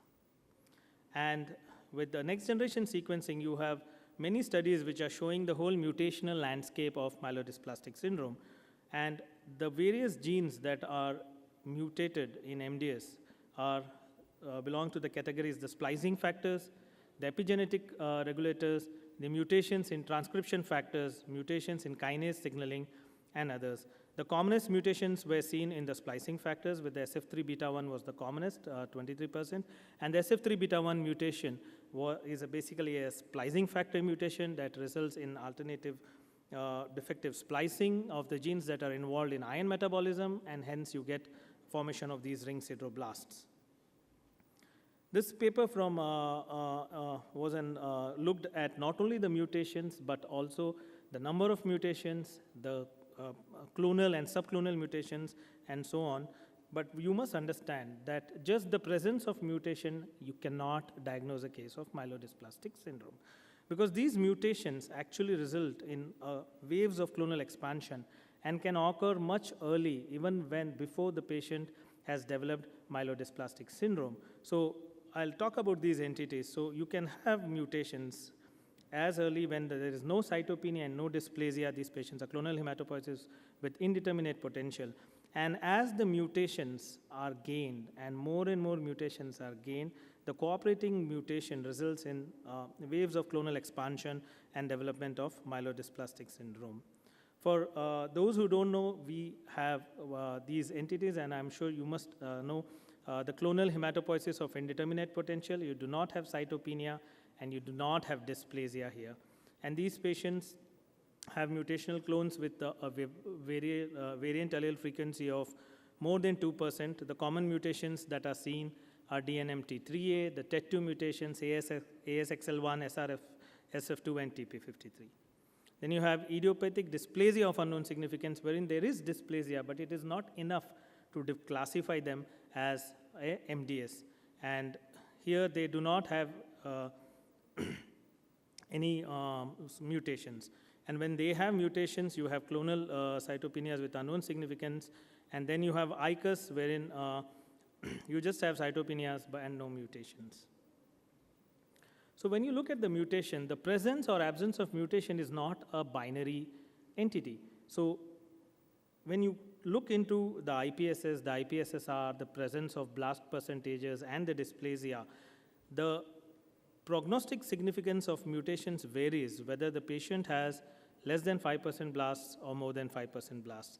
So among all the mutations, SF3 beta 1 is the only mutation that is associated with a favorable risk in patients of MDS who have less than 5% blasts. ASXL1, SRSF2, NRAS, NPM1, GATA2, WT1, IDH2, and U2AF. Now these are the mutations that are associated with a high risk in patients who have less than 5% blast. When your percentage of blast increases, these mutations lose their prognostic value, and only the mutations FLT3 and CBL1 have a prognostic importance when the blast percentage is more than 5, and the mutations that have a prognostic importance both when the blast percentage is less than 5 or more than 5 are TP53, RANX1, EZH2, and PRF8. So these are the mutations, these are the mutations that have a prognostic importance irrespective of the blast percentage.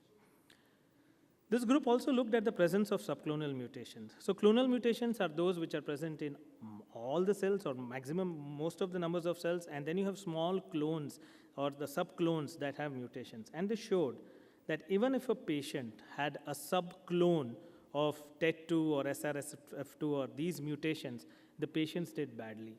Now this is important because when you follow up this patient and the presence of these small subclones on follow-up would mean a higher risk.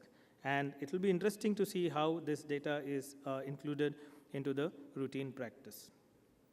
They also showed that it is not just the presence or absence of mutations that is important, but also the number of oncogenic mutations the cells have that is associated with both leukemia-free survival and the incidence of AML transformation. So you can see here, as the number of driver mutations increased, the risk increased and the leukemia-free survival went down. So before I end, this is a table which has been, has been adapted from the WHO 2016 classification and a paper from Valent et al., wherein the top panel talks about the diagnostic techniques what we are using today to diagnose a patient of MDS, persistent cytopenias, increased blast dysplasias, and the cytogenetic abnormalities. And they have suggested the supplemental co-criteria. And these supplemental co-criteria include abnormal findings or IHC which are consistent with MDS, presence of clusters of CD34 positive cells, and greater than 10% dysplastic megakaryocytes. And they have also included the evidence of clonal population of myeloid cells by molecular genetic testing. But they have said that if they do not have other features that are diagnostic of dysplasia, these would go into the idiopathic or idiopathic cytopenias. So with that, thank you for patient hearing. I would like to acknowledge my whole team. That's the cytogenetic team at Tata Medical, our director, Professor Maman, who's very inspiring, the clinical hematology team, the lab hematology team, and this is a picture of my fellows. These are the ones who have already finished their fellows in cytogenetics, and that's Dr. Tanvi, who is doing her fellowship now. Thank you so much.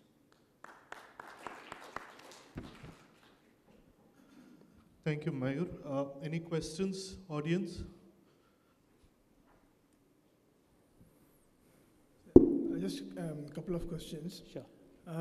Sometimes we do see patients who are cytopenic, and you do the bone marrow dry tap, and the bone marrow biopsy shows only fibrosis. Yes. Not much dysplasia, evidently, because aspirate is dry, and there's not splenomegaly to call it as a myelofibrosis. Yeah. So where do you place them? I mean, is there any spot for them in the WHO classification? I mean, we are in a fix to how to label those patients. See, I mean, just the presence of fibrosis. Now, the presence of myelofibrosis, there could be so many primary as well as secondary reasons. So you need to rule out all the secondary reasons. To call it a myelodysplastic syndrome, yes, you would have to look for the presence of dysplasia. And what we do in our center when we do run our myeloproliferative neoplasm molecular panel. And many a times we find these mutations in MPLs and JAK2s, and that helps us to get to our diagnosis of an MPN which is evolving into a myelofibrosis. Okay, the other question is, I mean, now many of the commercial labs are offering the FISH panel for MDS. I mean, do you recommend them? I mean... Yeah, now see, the problem in India, I would suggest is, is to get a good karyotyping report. And the other issue of getting a karyotype report is transport of samples, because you need a fresh marrow, and since the samples are transported, most of the times you do not get enough number of metaphases. Now, a FISH panel, as I said, can be done only when you do not have a karyotype. But I feel, if given a choice, instead of doing a FISH panel, for all these copy number variations, you could do an SNP array. Now, all you need to do is extract DNA. The DNA is robust. It can be transported. And the cost of the FISH panel, you could easily do a 750K or a low density array. And that would give you much more information than just this FISH panel. So you could do an SNP array, and now in India, we do have a lot of centers who do it as a service model. You don't have to own one of these machines, right? Sooner, with NGS coming up, we could analyze with better bioinformatic pipelines. We could get these copy number variations on the NGS data itself. But I would suggest a FISH, instead of a FISH panel, if you can do an SNP. But if you have to do a FISH panel, and if you have to look at the cost the patient is paying for so many fishes that you do, what we would do is, this is my thought, my suggestion, instead of looking for trisomy 8 and stuff like that, better to spend money on identifying the high-risk markers. So you do a FISH for 7q, 5q. When you're doing for a 5q, please look for a TP53 deletion. Ask for a simple TP53 mutation, just based on Sanger's, and then do a 3q FISH, MECOM FISH, which is associated with high risk. So instead of doing 20q, trisomy 8, which are good risk, which may not actually radically change your treatment, I think it's a better idea to look for the poor prognostic markers like the 5qs, monosomy 7s, the 3q abnormalities, and 17p. So, Mayu, I had one more question. Just going forward from what Krishnaratnam was saying, there's so many labs now saying do NGS for all patients with MDS. So, where do we stand now in terms of, do we need to do it, and does it help us? Yes. At present, in say in 2018, how does that help us? Yes. There is enough data that panel-based NGS has to be done, and especially, I mean, in a patient whom may be a candidate for transplant, because some of these mutations also have a high risk even post-transplant. So I do agree there are a lot of labs. So in 2018, I think workup of a myelodysplastic, you can always do a panel-based NGS. The costs are really coming down. The quality of reports, difficult to comment on that in terms of these outsourcing labs, but I'm sure it'll soon, I hope it gets standardized. And I think there is no running away from doing these mutational studies anymore because, say, for example, your SF3 beta 1 for ring sideroblast. So it's easier to, it's cheaper to do a panel rather than doing 3 or 4 important genes. So the costs have really come down. The quality of reporting has to be looked into, for sure. The other question was, what Krishnaratnam was saying about this MDS with fibrosis. And I think another unique entity that we see, at least in Asia, is this hypoplastic MDS or hypocellular MDS. Yes. And sometimes it's difficult to distinguish it from aplastic anemia. Yes. So what are the tools that you use in terms of trying to distinguish aplastic anemia from the hypocellular MDS? Yeah. So I think, to differentiate an aplastic anemia from a hypoplastic MDS, I would start from the beginning, a good peripheral blood examination, because your marrow is really hypocellular.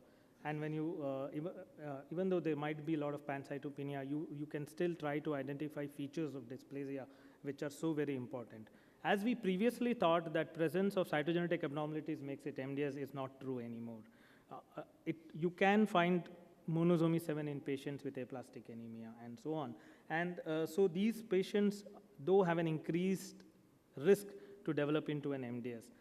So I would still say to look at these, and some of these mutations may help. I'm still not sure the data about that, but this is what I would say. Dr. Young, at least in our lab, one of the things that they look at is, they do, like you said, the CD34 staining and see if the CD34 staining is higher. And they also look at the reticulin content, and if that is higher, then you say presumably more likely to be a hypocellular MDS rather than it be a true aplastic anemia. What is your experience with that? Yeah, well, it's obviously very difficult to distinguish between hypoplastic MDS and aplastic anemia. And we have similar trouble despite all of the resources that we can garner. I'm not sure the distinction is a real one because the genomics, the cytogenetics are really quite similar to aplastic anemia. I think it may be on the spectrum of immune-mediated marrow failure. And at least in our experience, and now there's an interesting Blood Advances paper that was just published a few months ago. These patients with so-called hypoplastic MDS have a very high rate of response to immunosuppression, and that again is good evidence that there may be some underlying pathophysiology. By the way, an underutilized treatment in patients with MDS. So I think it is hard to make the distinction. From a genomics point of view, if you see spliceosome mutations and the more characteristic mutations that occur with typical MDS, that really points away from this immune mechanism and generally is not found in hypoplastic MDS. But I think the similarities are real and run from the molecular to the morphologic.